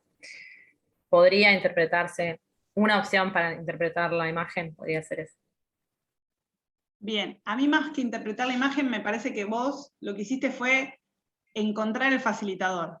Explicarte de antemano cómo podría yo hacerlo y a ver si te sentís cómoda con eso. O sea, me parece que vos lo que hiciste fue, bien, meterte en el rol del tutor, y yo, en lugar de meterle las manos en el volante a ella, lo hubiera hecho de antemano. Está bueno, porque a lo que le decía Clara, van tomando el ejercicio de identifico y ahora trato de resolverlo. Bien, me gusta. Yo lo que veía como facilitador, a ver si están de acuerdo, lo principal es que la piba está sentada ahí, frente al volante. Y eso te pone frente a una tarea. Y de alguna manera te da protagonismo. Entonces, poner al otro, por ahí a mí me llama un poco esta figura. Yo aprendí a manejar a los 25. Me costó un montón que mi viejo me deje sentarme en el asiento del conductor. Y era todo teoría. Y yo estaba en el de acompañante y él me explicaba todo. Y yo me pudrí. Hasta que me pagué un curso. Entonces, ahí sentí que yo era protagonista. Que yo aprendía en el lugar donde tenía que aprender, no en el asiento de al lado. A mí me parece que por ahí lo que tiene de positivo o de facilitador esta imagen es eso. Que la piba está sentada en el lugar de protagonista. Después el chabón la cagó y metió las dos manos en el volante cuando tenía que haber dejado, o tenía que haber tomado, como dice Valeria, como preventivamente explicar antes y dejar hacer, ¿no? No sé si ven eso como algo, como facilitador, darle protagonismo al que aprende. Hola. Me quedaba pensando un poco con esta imagen que muchas veces uno tiene el facilitador o le puede transmitir algo previo para que después el otro aprenda solo, pero muchas veces el facilitador también termina siendo un obstáculo en el sentido, bueno, en este caso ponerle que no le explicó previamente y lo está haciendo él. A veces pasa que eso es constante, ¿no? Como no correrse de ese lugar de habilitar al otro a que con lo que uno le puede transmitir vaya aprendiendo. ¿Se entiende lo que voy? Sí, como un miedo de que lo va a hacer mal y constantemente tengo que estar corrigiendo para que la tarea salga bien.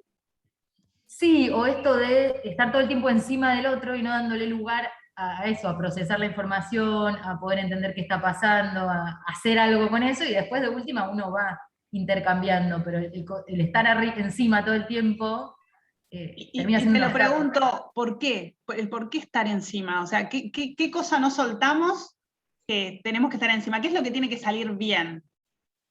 No, la transmisión de saberes, digo, ¿no? Porque como a veces queda como que el R superior tiene un saber por el hecho de, no sé, haber transitado un par de años ya, y es como, no dejas que el otro empiece a armar algo con eso, ¿no? Como todo el tiempo le estás encima, o sea, no lo dejas ni respirar en algún punto, y me parece un obstáculo en ese sentido. Como que a veces hay un facilitador que es un tutor o referente, pero que termina obstaculizando. Igual. Alguien que se sienta identificado con ese tipo de tutor a veces y que nos cuente por qué podría ser que pase. O sea, alguien que diga, sí, yo soy a veces de esa manera, o sea, soy tutor y me meto y necesito que salga la tarea de esta manera, entonces cuando veo que el residente no avanza, o por ahí al contrario, que fue residente y veía que había alguien que no le permitía el avance. ¿Por qué piensa que pasa?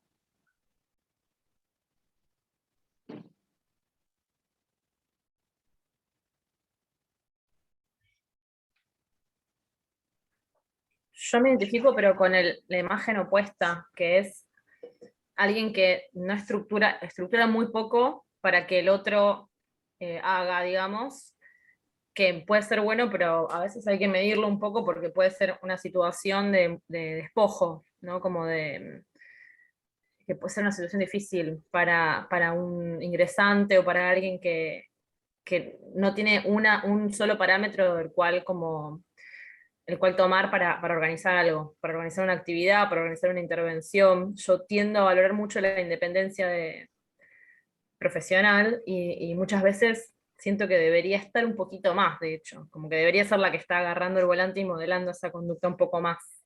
Es como lo contrario, pero es lo mismo para mí porque es un mismo polo, es un continuo. Me parece que si no, tenemos que poder registrar, digamos, cuál es el punto óptimo en esa situación. Cuánto estamos modelando una conducta o modelando una intervención, cuánto el otro necesita de nuestra intervención como referentes o como docentes o como tutores, y cuánto en ese momento puede esa persona a organizar esa experiencia, activar, tener iniciativa. Y eso es difícil porque no hay una respuesta prehecha, me parece. No hay una respuesta prehecha, pero por ahí hay un actor o actriz que podemos meter en este contexto y a ver qué les pasa a ustedes. Un actor y un contexto. El contexto sería el riesgo y el actor sería un otro más. Por ejemplo, en esta foto, un peatón. Y el contexto de riesgo es que la persona que está aprendiendo a manejar se lo morfe. ¿Qué nos pasa a nosotros en nuestra formación profesional? O sea, ese tercero es un paciente, posiblemente, o una situación familiar que tenemos que abordar. Puede ser que ahí, Vero, tu papel de meterte más en el andamiaje o menos pueda llegar a estar influido por ese riesgo en el que ponemos al paciente.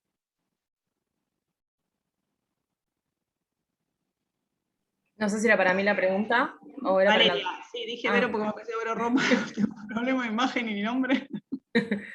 Sí, ese sí, es un punto de, como, no sé si hay para mí mucha capacidad de negociación de esa situación, pero realmente tiene que haber un riesgo, ¿no? Pero nuestras prácticas todo el tiempo son con otros, de todas formas. Entonces hay que ver qué es lo que yo considero un riesgo y qué es lo que otros consideran riesgo. Igual yo sí creo, la verdad es que hay parámetros de riesgo que son, no hay punto de retorno, hay parámetros de riesgo. Y sí, y en función de esa evaluación, que es personal, es profesional, pero es personal, sí, probablemente ahí tenga más intervención. Bien. ¿Alguien quiere acotar algo con esta imagen? Si no, pasamos a la próxima.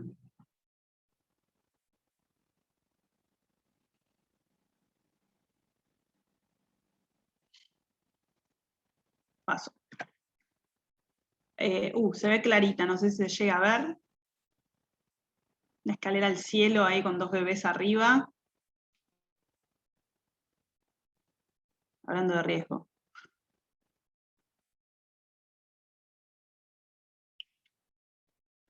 ¿Algún obstáculo fácil que les salga a la hora de mirarlo? Si quieren se centran en la resi, si quieren en la imagen misma y creo que va a ir saliendo.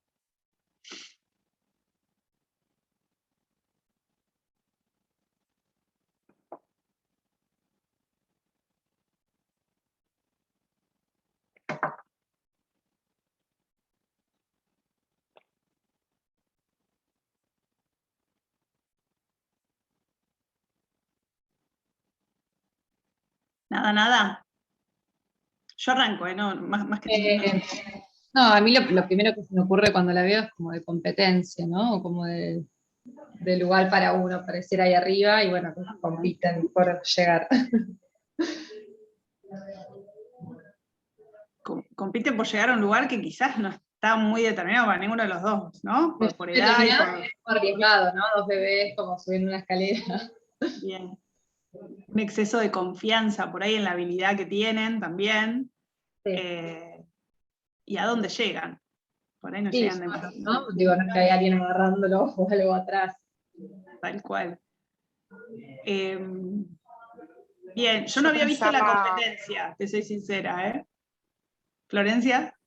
Sí, yo pensaba que, a ver, evidentemente tienen la capacidad para subir esa escalera, la habilidad motriz, pero, digamos, no hay ningún adulto ahí, digamos, como supervisando esa situación y como atenuando riesgos de caídas.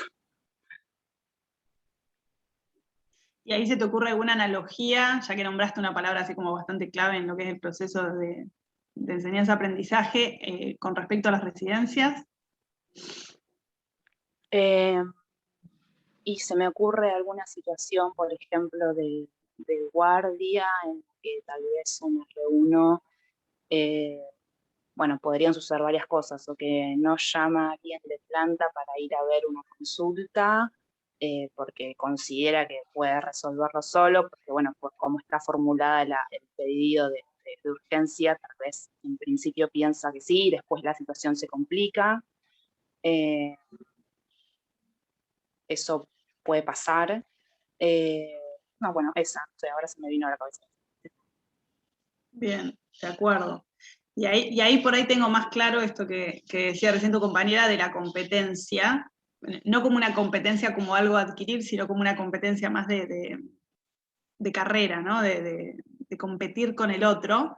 Y esto de, que a veces puede pasar al inicio, es donde yo necesito demostrar que yo puedo con esta tarea, que no es tanto para mí, y que no lo voy a joder al referente por esta boludez, si ya lo resolvimos 500 veces y ya sé lo que me va a contestar. Y por ahí esto que decíamos antes, por ahí no tiene los recursos para ampliar la consulta, de tal manera de tener en cuenta incluso el escenario que puede salir mal. Porque salió tantas veces bien, que si no estuviste en un escenario que salió mal, no lo puedes contemplar.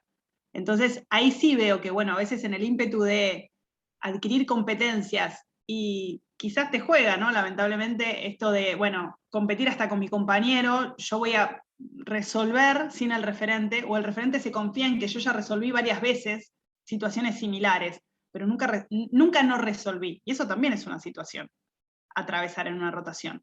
El no poder resolver. Y el qué recurso uso cuando no puedo resolver yo. Y quizás eso el referente no lo tuvo en cuenta y por eso se ausentó.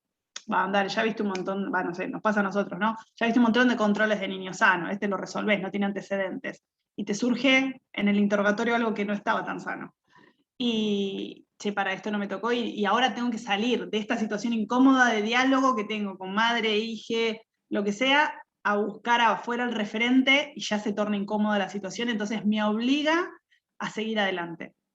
O sea, se me configuró todo eso con lo que los dos dijeron, lo de la competencia, que yo la verdad que no lo había visto, y esto que decís vos de resolver, ¿no? Como resolver una situación, mandarte a hacer. ¿Alguien que haya visto alguna otra analogía con la Resi o algo que les haya configurado? ¿Alguna vez subieron una escalera tan alta? No sé.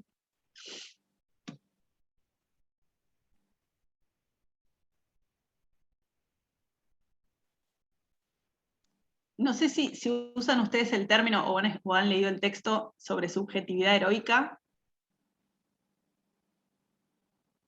Después se los puedo pasar, esta piola. La verdad que tiene que ver un poco con la práctica nuestra y cómo, por ahí, cuando salió la práctica de ILE en centros de salud, sobre todo, el médico generalista, hablo desde mi especialidad, con el ímpetu de garantizar derechos, abarcaba una cantidad inabarcable de casos, para no decir que no a nada, en una subjetividad realmente, ¿no? de capa de héroe, que podía resolver todo lo que se le ponía adelante, sabiendo que había otros niveles que no resolvían. Y a veces nos pasa eso, ¿no? Creo, se juega un toque la vocación, la necesidad de garantizar derechos, no como necesidad, sino como función propia y competencia propia de, por lo menos nosotros, el médico generalista, ¿no? No sé si, por eso, si a ustedes se les juega esto de la subjetividad heroica, por ejemplo, en las guardias, cuando hay que hacerse cargo de un caso que vos ves que planta no funciona, no accede, no sigue adelante, no resuelve. Y entonces me subo a la escalera yo.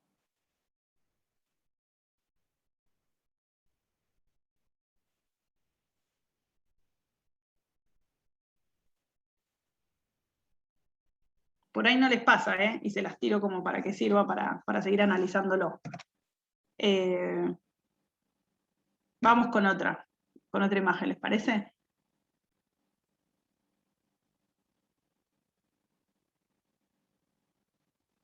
En esta imagen veo un poco lo que nombraban las compañeras del Ramos.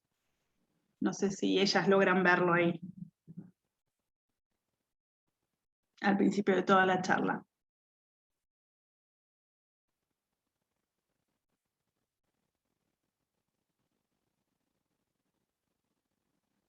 ¿Están ahí o me quedé sin conexión? Recorcholis. Sí, estamos acá.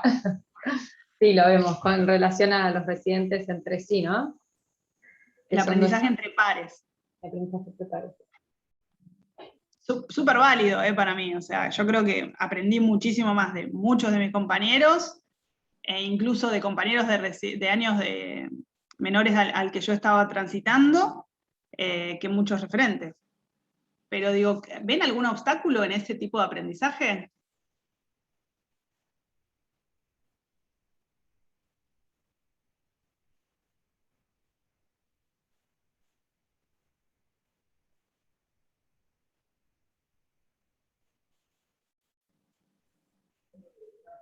Sí, nosotros es algo que un poco sí se repite, ¿no? A lo largo de los años, que también se valora mucho ese tipo de aprendizaje, pero a veces quedamos un poco como aislados de otras referencias, bueno, ¿no? Como se repite, como se transmite por ahí el mismo conocimiento, y a veces hay dificultad para incorporar como otras miradas.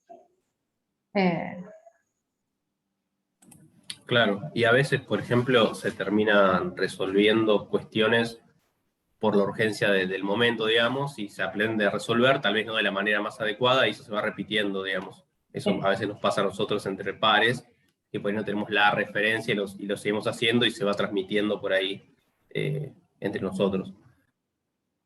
Sí, totalmente. Ustedes me hablan de transmisión y a mí se me juega otra palabra, la de construcción colectiva. O sea, entiendo lo de que te va transmitiendo un R4, un R3, un R2, lo siguen replicando, pero digo, ¿no hay lugar en esa transmisión de construcción de conocimiento? De que por ahí se llegue a un protocolo, a una práctica, a una forma de abordar cierto caso donde no hubo referentes y de repente somos los residentes los que construimos la forma de llevarlo adelante, y por ahí que es eso lo que marca la sede de residencia, no sé, bueno, el Ramos lo hace de esta manera, porque de repente construimos un conocimiento con respecto al abordaje de este tipo de situaciones, y entonces nos caracterizamos por hacerlo de esta manera. ¿No puede haber algo de eso como facilitador, lo nombro, como algo positivo, y no como algo negativo de que se arrastra la práctica, porque bueno, alguien la transmitió así, un R4, nunca tuvimos referente al respecto, y lo vamos haciendo así porque va saliendo?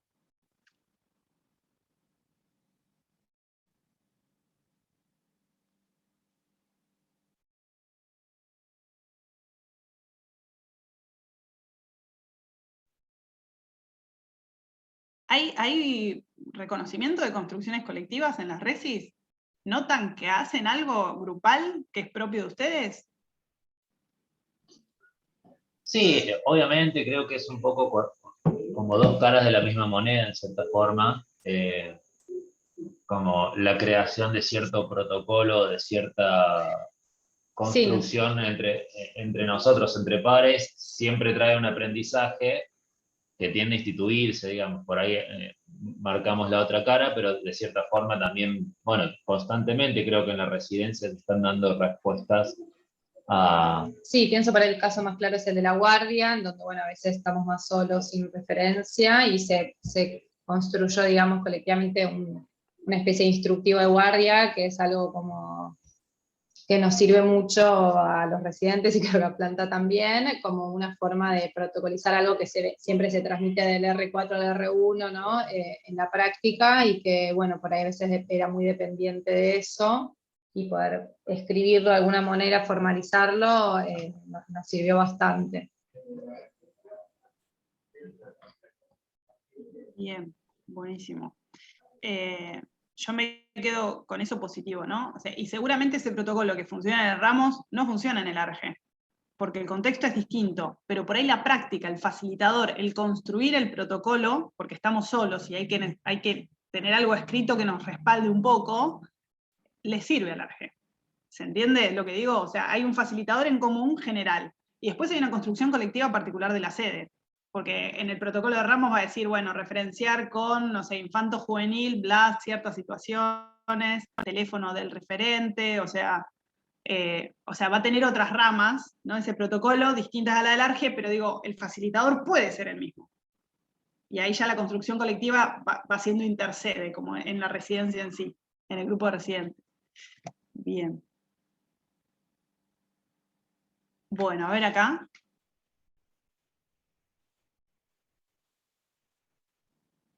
¿Quiénes serían los de abajo? ¿Quiénes serían los de arriba? ¿Quiénes obstaculizan? ¿Quiénes ayudan?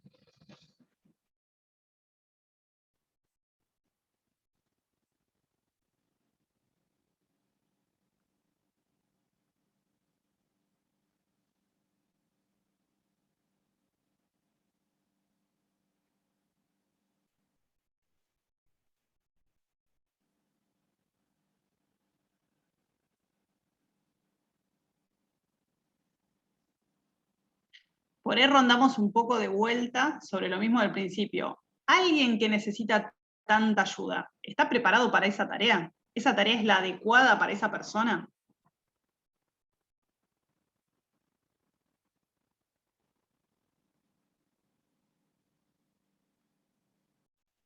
Les voy haciendo preguntas solo para hacerlos hablar, ¿eh?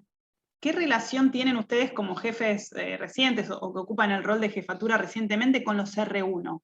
¿Qué nivel de sobreprotección o de ayuda extra notan que tienen más con un R1 que un R4?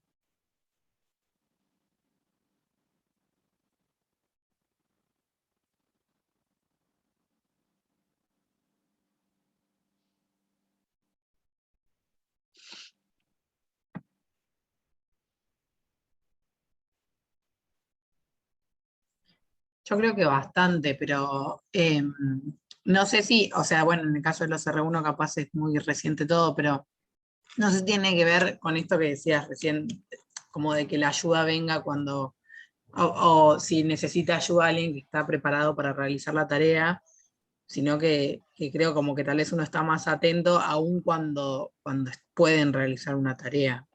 No sé si se entiende. Como que, digo, no, me parece que no viene mal igual la ayuda, aun cuando uno puede realizar una tarea, porque tal vez tiene que ver con esto que vos decías antes de la construcción colectiva como residencia, pero sí es verdad que si uno analiza en cuanto al rol que cumple con un R1 en relación con un R4, sí es bastante más sobreprotector que con un R4, por ejemplo. Perdón las analogías de crianza que me salen todo el tiempo, pero a ver, vieron que está esto de, bueno, no lo ayudes hasta que pida ayuda. O sea, por ahí se puede subir solo a la silla, o por ahí se puede sacar solo la zapatilla. Entonces, es re controversial igual, ¿no? Digo, espero a que me venga a pedir ayuda, espero que me venga a pedir supervisión, o estoy, superviso. ¿De qué dependerá eso, Cami? O sea, ¿de qué depende que estés presente para los R1 de una manera extra, quizás, porque consideras que, bueno, esto recién empieza y hay mucho quilombo alrededor de tener que encima decidir cuándo necesito ayuda? La verdad que no sé, se me ocurre en principio de mi propia experiencia como residente, o de haber sido residente de otros años y ver el acompañamiento que tuvieron o no los R1.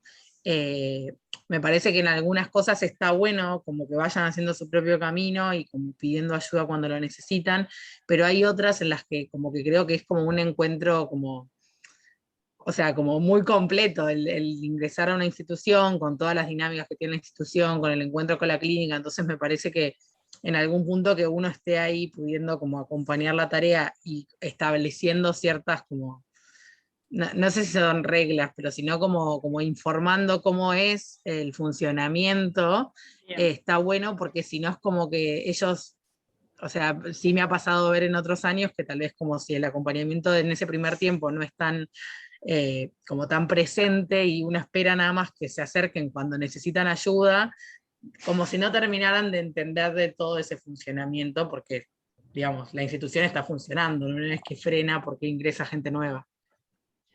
Vos dijiste algo que para mí es fundamental en cualquier tipo de acompañamiento. Como informarlos, como darles a conocer lo que tiene que pasar, lo que va a pasar, cómo tiene que funcionar algo que está funcionando, pero no lo conocen porque recién entran, ¿no? Es como cuando uno, vuelvo al ejemplo, acompaña a un no vidente. Uno lo acompaña, y va a decir, bueno, nada, agarrate y seguime, o podés ir informándole, ahora vamos a bajar el escalón, ahora vamos a cruzar la calle, vamos a frenar aunque esté en rojo porque justo un auto medio como que está en la, no sé, en la senda peatonal. Una cosa es ir contándole al otro, que no está viendo el escenario, o que no lo está viendo completo, o que todavía no tiene claro por qué está pasando lo que está pasando, por qué estoy frenando si está en rojo, si yo puedo avanzar, como ir haciendo transparente el proceso para que el otro entienda cuál es el objetivo. Yo al principio, de vuelta, les planteé cuáles son los objetivos de esta charla para con ustedes, qué es lo que yo espero que ustedes puedan hacer cuando termine esta charla, que puedan diferenciar la función facilitadora, que puedan ponerla, el alcance, digamos, a cada rol, ¿está bien? O sea, que puedan identificar la zona de desarrollo, que es, ahora vamos a hablar qué es, en la cual, digamos, se maneja un residente. Entonces, si yo les blanqueo eso, ¿sí?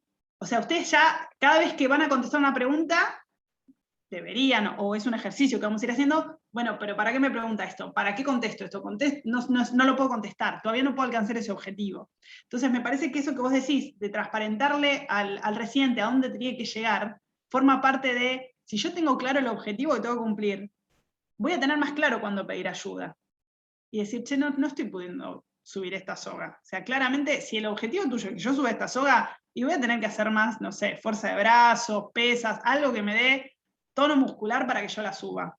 O sea, ¿cuál es tu objetivo? Que yo suba, que me quede colgado, que me caiga para que aprenda a subir, que suba con ayuda. O sea, ¿cuál es tu objetivo para conmigo? ¿Está bien? Y ahí está tu propósito docente. No, en realidad mi propósito docente es que vos tengas fuerza muscular en los brazos. Ah, ok. ¿Se entiende? O sea, si yo no tengo esa información completa, va a ser difícil que sepa cuándo pedir ayuda. Claro, yo tal vez interpretaba esta imagen no como sobreprotección, sino que tal vez, por ejemplo, o sea, ya como interpretando como más en profundo, pero tal vez para empezar a subir la soga necesitaba como que el primer salto sea acompañado y después que lo suelten. Y tal vez eso quedó como, a mí me parece que el año pasado, con la pandemia, quedó bastante en evidencia esto de como de la importancia de especificar esto, porque se daban situaciones como se estaban reorganizando también los objetivos de la institución, muchas veces yo sentí que se dieron situaciones donde no quedaban claros cuáles eran los objetivos y tal vez como no, los residentes nuevos no, o interpretaban algo que no era o no terminaban de entender el funcionamiento de determinado servicio, de determinada tarea, porque no quedaba del todo claro, me parece que tampoco para la gente que ya estaba hace rato. Tal cual. Porque eso hizo la pandemia, ¿no? Nos modificó todos los estándares, todas las funciones, todos los objetivos, e incluso no nos dio tiempo de reescribirlos. O sea, por ahí el cimbronazo nos hace dar cuenta de, che, tenemos que planificar mejor y estar más organizados para cuando lleguen estos tsunamis. Bien. Vamos, nos quedan dos nomás. Que por ahí terminan de cerrar esta idea del pedir ayuda o del poder hacer.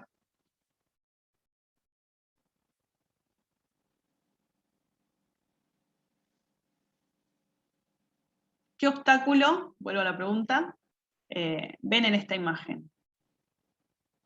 ¿Y a quién obstaculiza?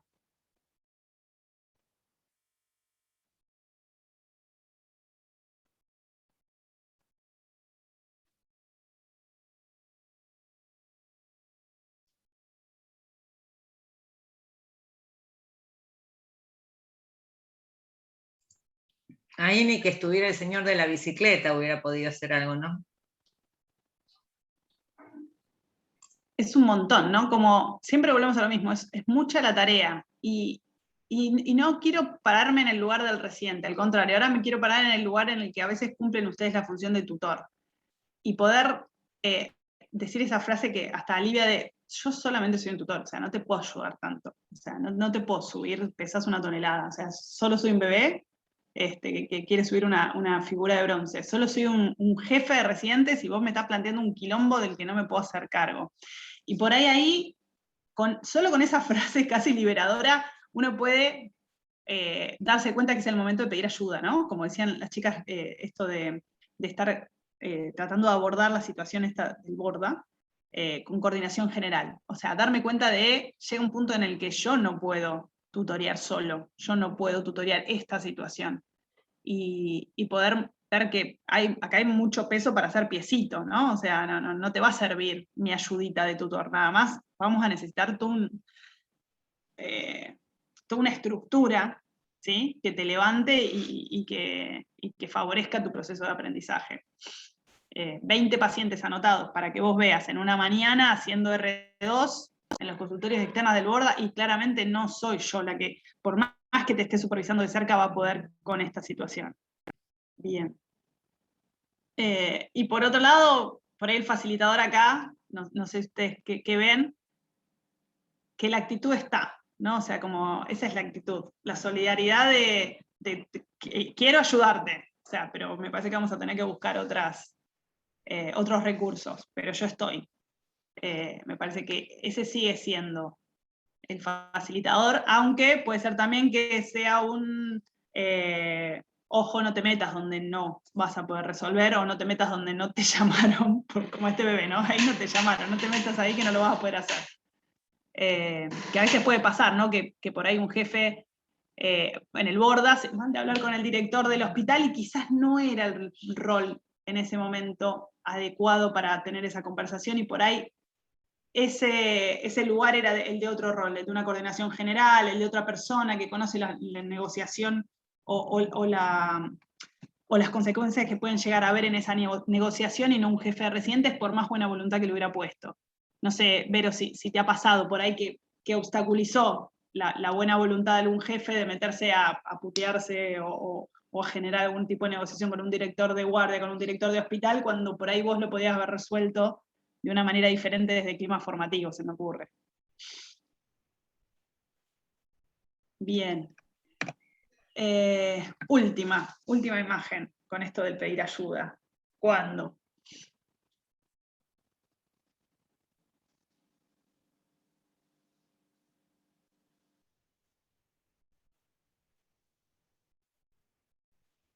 Traten de pensarlo en el contexto de la residencia, ¿no? El R1 en la guardia, que te va a venir, no sé, cualquier caso de complejo, de alguna patología psiquiátrica donde va a pedir ayuda medio constantemente.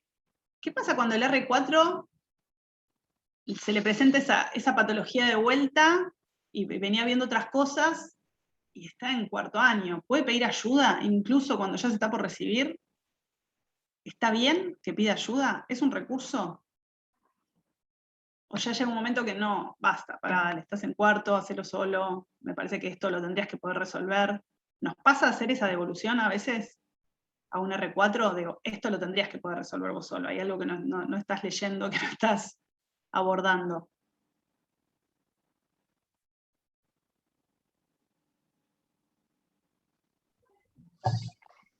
Para mí siempre vas a tener dudas o cosas que no sabes o cosas que no viste, y está bueno poder preguntarle, y a veces hasta residentes inferiores pueden tener respuestas que uno no tiene, y si de última lo tiene que leer, bueno, como que lo lea. No sé, para nosotros trabajamos muy como de esa manera, que el R4 si tiene una duda está como totalmente habilitado a tenerla, que no se vea como esto, ¿no? Como, no, sos R4, tenés que ser un capo y no podés fallar, entre comillas.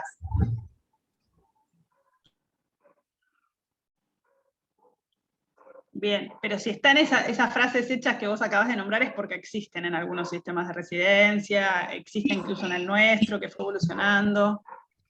Cambiando en nuestra residencia, cuando yo empecé la postura era un poco esa, ¿no? El R4 era como, y después no. Bien. Algo como para cerrar esta parte, y que quisiera avanzar con el concepto de zona de desarrollo próximo, algo con respecto a obstáculos, algo que quieran, que se les haya venido a la cabeza, a la mente, a alguna situación para compartir. Tranqui, si no avanzamos, y cuando se da, abrimos. No sé si leyeron algo, Vero, con respecto en la bibliografía con respecto a zona de desarrollo próximo, si no meto el concepto y dejo abierto también para pasar biblio. No, no nos detuvimos ahí, pero metele y después pasamos el texto. Buenísimo. Yo al principio hablaba justamente de la función facilitadora, que era la que iba a atravesar toda esta charla, y dónde juega, ¿no? O sea, cuando uno tiene un futbolista, sabe que va a la cancha de 11, a la cancha de futsal o lo que sea, y tiene un lugar donde sabe desarrollarse. ¿Dónde juega el facilitador? ¿En qué lugar? O sea, en un examen, un facilitador, o en una evaluación más sumativa o más formativa, el facilitador puede jugar un papel, pero no es por ahí el más concreto, no es la función. Ahí tiene que estar el evaluador, ¿no? Haciendo devoluciones efectivas y demás. La función de facilitador, que tiene que estar cercano al residente o al aprendiente, tiene que estar en un lugar próximo, ¿sí? Y tiene que enfocarse de una manera particular. ¿por qué traigo este concepto o de dónde sale este concepto?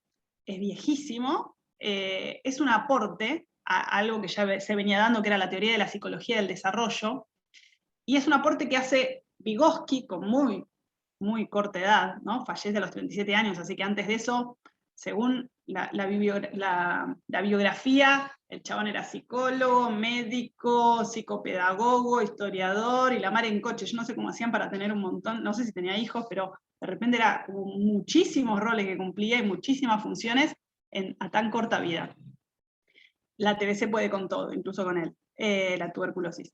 ¿Y qué legado deja? O sea, él es el artista, ¿no? ¿Cuál es su arte? Poder impactar en esa teoría de la psicología del desarrollo y mostrar cuál era la impronta que le deja, la impronta histórico-cultural de la interacción entre personas.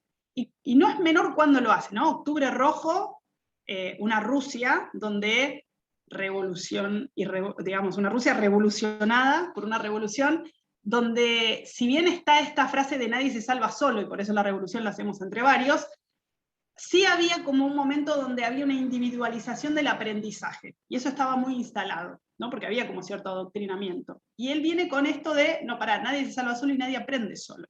Hay una interacción social que es el origen y el motor, lo que hace andar al aprendizaje. Hay un desarrollo que va desde lo social a lo individual. Cele, perdón, un segundito. Que están diciendo que tienen dificultades con el audio. Yo estoy escuchando bien. ¿Alguien más escucha mal lo que está diciendo Selene? Y nosotros acá también. Ok. Bajo mi imagen, que total mi cara no Vale. suma demasiado. Avísennos a ver si... Ahí está. Por ahí mejora. Entonces, el chabón trae esto de que la interacción social, o sea, el desarrollo del pensamiento, ¿sí? Va desde lo social a lo individual. Uno aprende con otros primero y después se empieza a generar autonomía en el aprendizaje. ¿Me siguen? ¿Se escucha? ¿Se corta mucho?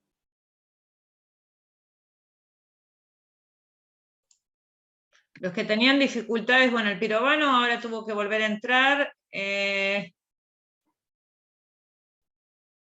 el Piñero se está cortando el desarrollo de Selene, o se está cortando la conexión de ustedes.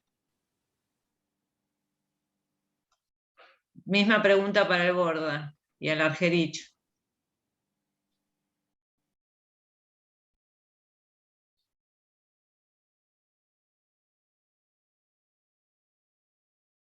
Yo no estoy leyendo el chat, pero vos tirame. Me parece que se refieren a la conexión, ¿eh? Bueno, yo por lo menos escucho bien.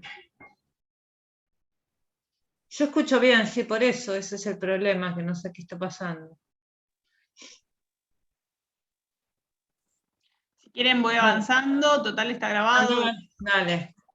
Y obviamente, para mí abran el micrófono y me paran y me preguntan lo que no se escuchó, lo que se escuchó mal, ¿eh? No tengo problema. Volví un poco a esto, ¿no? De no solo pensar el concepto que trae Vygotsky, sino cuándo lo trae, desde dónde lo trae y a quién impacta, ¿no? Y impacta justamente a esto de la construcción del conocimiento, que es un constructo, ¿no? O sea, que termina siendo el producto de la interacción entre las personas, y no solo de las personas, sino de la persona con el medio. Pero ese medio, no como una casa, un país, un lugar, sino como su cultura y digamos, algo, lo social entendido como el medio. Entonces, desde ahí, que avanza, no sé si me fue mucho, no.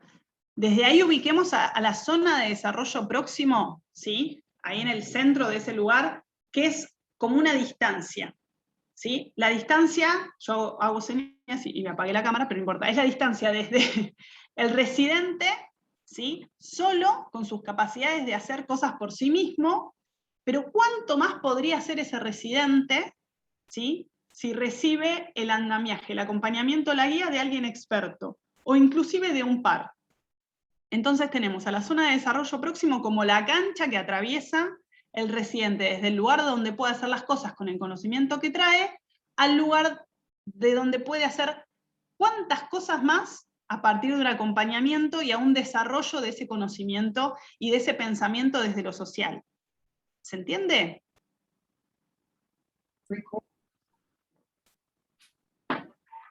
Avanzo, si no me interrumpen, ¿eh?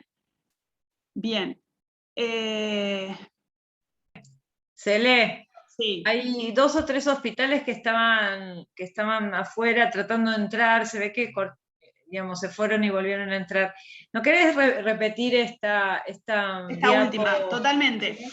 O sea, trayendo en la persona de Vygotsky y su contexto político-social, de dónde viene, y cómo trae este concepto y a dónde directamente va a improntar, que es en la psicología del desarrollo y en la construcción de conocimiento y de pensamiento, desde lo social o lo individual, ubicamos la zona de desarrollo próximo como una distancia, ¿sí?, entre el nivel real de desarrollo, lo que trae el aprendiente, vamos a tomar acá el caso nuestro, el residente, lo que trae el residente y lo que puede hacer con eso que trae, ¿sí? Y si atraviesa toda esa cancha acompañado, andamiado, guiado por un par o por alguien más experto, ¿cuánto más podría llegar a ser? ¿Sí? Ese nivel potencial, esa potencialidad desconocida que todos tenemos y que podemos hacer mucho más de lo que hacemos si tenemos cierto acompañamiento, guía, formación. Entonces, esa distancia entre lo real y lo potencial es donde se centra la zona de desarrollo próximo. Y justamente lo que determina es la resolución de un problema, ¿no? O sea, ¿cuál sería la idea general de esta teoría?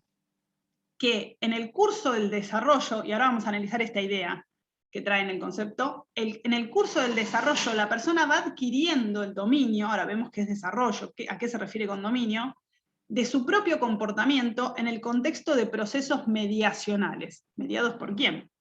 Sería la pregunta.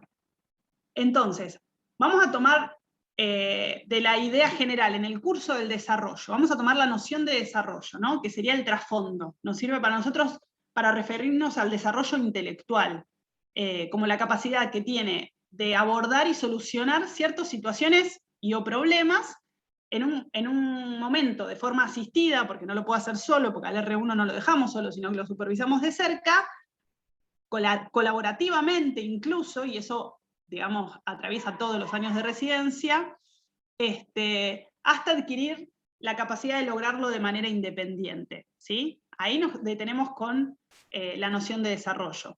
Y después sigue la frase con, en el curso del desarrollo la persona va adquiriendo el dominio. Ok, ¿dominio de qué?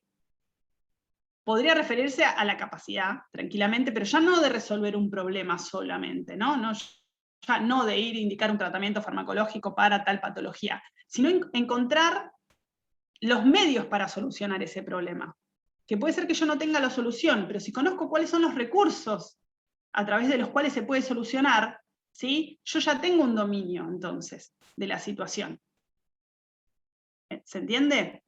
Tengo que entender la relación. ¿Se acuerdan que yo decía que, o a partir de un ejemplo de ustedes, obviamente el R4, el referente de planta, va a tener una foto de la situación, entendiendo escenarios positivos y negativos sobre los que uno puede llevar adelante una acción, entonces tiene una mirada más global, más integral, incluso más ampliada desde la clínica, y puede entender la relación que vincula el problema y los medios para solucionarlo, y cuando eso sale mal o sale bien. Y el R1 se tiene que ir configurando eso, todavía no lo domina de entrada, por eso no le ponemos ciertos casos y por eso no le ponemos cantidad de casos. Bien, y después decía la idea general, la persona va adquiriendo el dominio en su propio comportamiento en el contexto de procesos mediacionales. ¿Qué significa esto? Que necesitamos a alguien que medie esa situación, que esté en el medio de la zona de desarrollo próximo. Y ahí tenemos al tutor. ¿Cuál es el rol del tutor? En realidad, el rol lo puede cumplir cualquiera. Un jefe de residentes, un residente, un par, alguien de la coordinación general, un referente temático, etc. Su rol en sí va a ser un guía. Cualquiera de ustedes, cumpliendo el rol que cumple, puede ser un guía. ¿Por qué? Porque tiene que llevar adelante ciertas funciones. Trazar objetivos específicos. Y volvemos siempre a lo mismo. Si la tarea está clara, es porque los objetivos específicos que tiene que alcanzar el residente están claros. Y es porque las estrategias pedagógicas que yo llevo adelante como docente marcan mi propósito docente para la tarea, ¿sí? y son acordes al proceso de aprendizaje. Y ahí está la clave, tiene que ser acorde, o sea, mi foco tiene que estar puesto en el que aprende. Y ese que aprende no siempre aprende de la misma manera, al mismo ritmo y de la misma forma, y no trae siempre el mismo conocimiento previo. Entonces, no es fácil, por redundar, la tarea del facilitador, porque tiene que estar enfocada en el que aprende.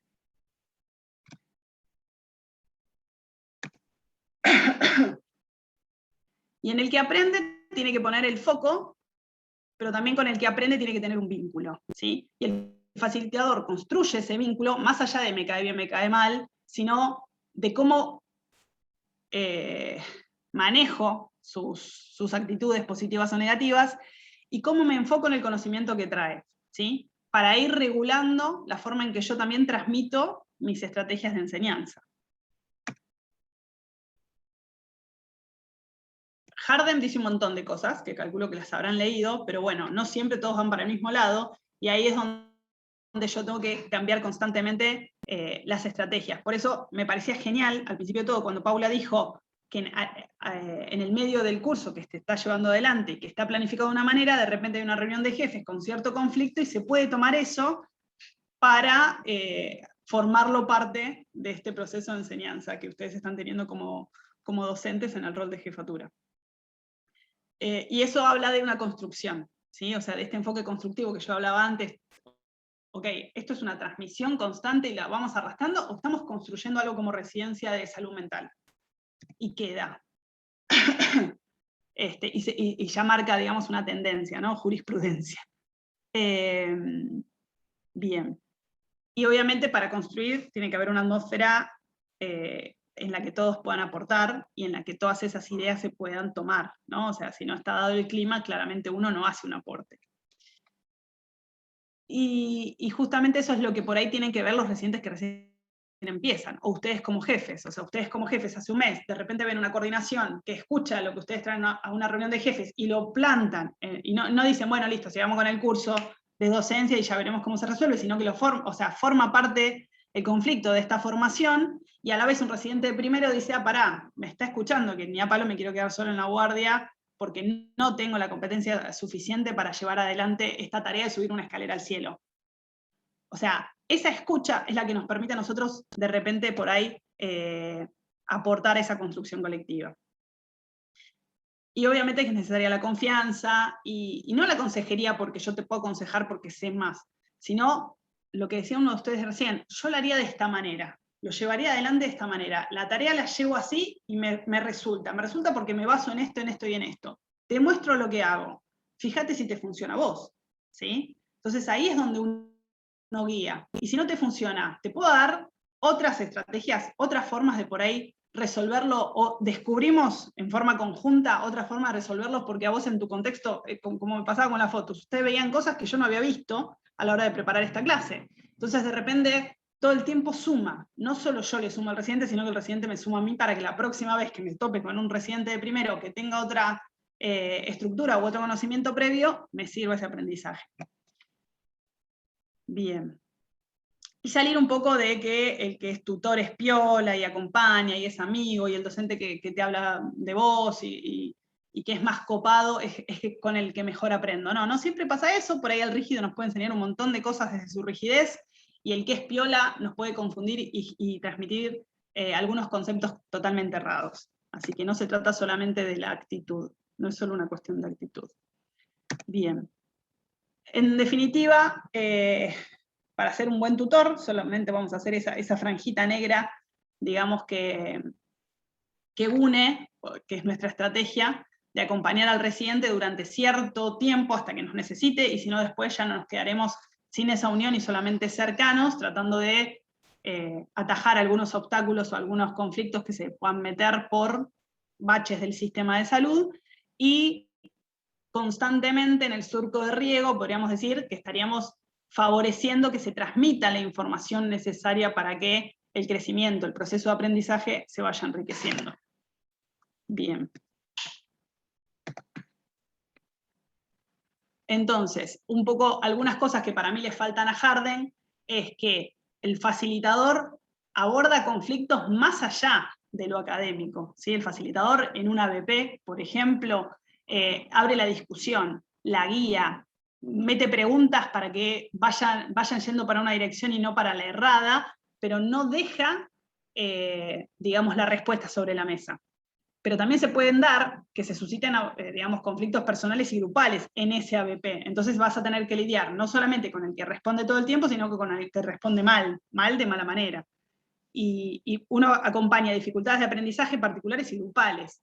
O sea, el enfoque está puesto en el estudiante, sí, pero en el estudiante con todo el contexto que trae, con su aislamiento por COVID, con su ausencia por una licencia médica, con una situación familiar de estoy a cargo de un nene de 2 años, entonces puede ser que en algún momento me desconecte. O sea, todas esas cosas uno las tiene que tener en cuenta, porque si no anulás al otro. Entonces me parece que eso a Harden un poco le falta, pero deja abierto a que nosotros lo pongamos. Y no mucho más.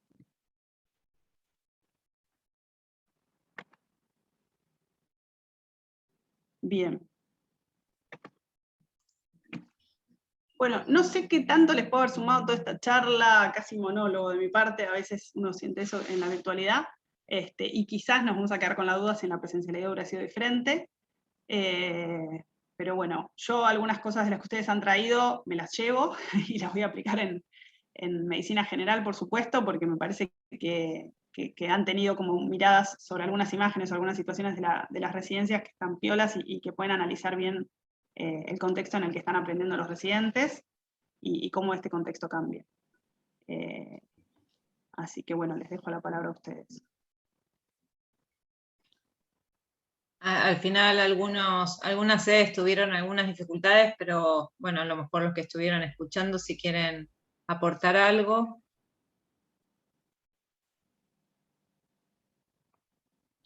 Para nosotros, CELE, como siempre, muy constructivo.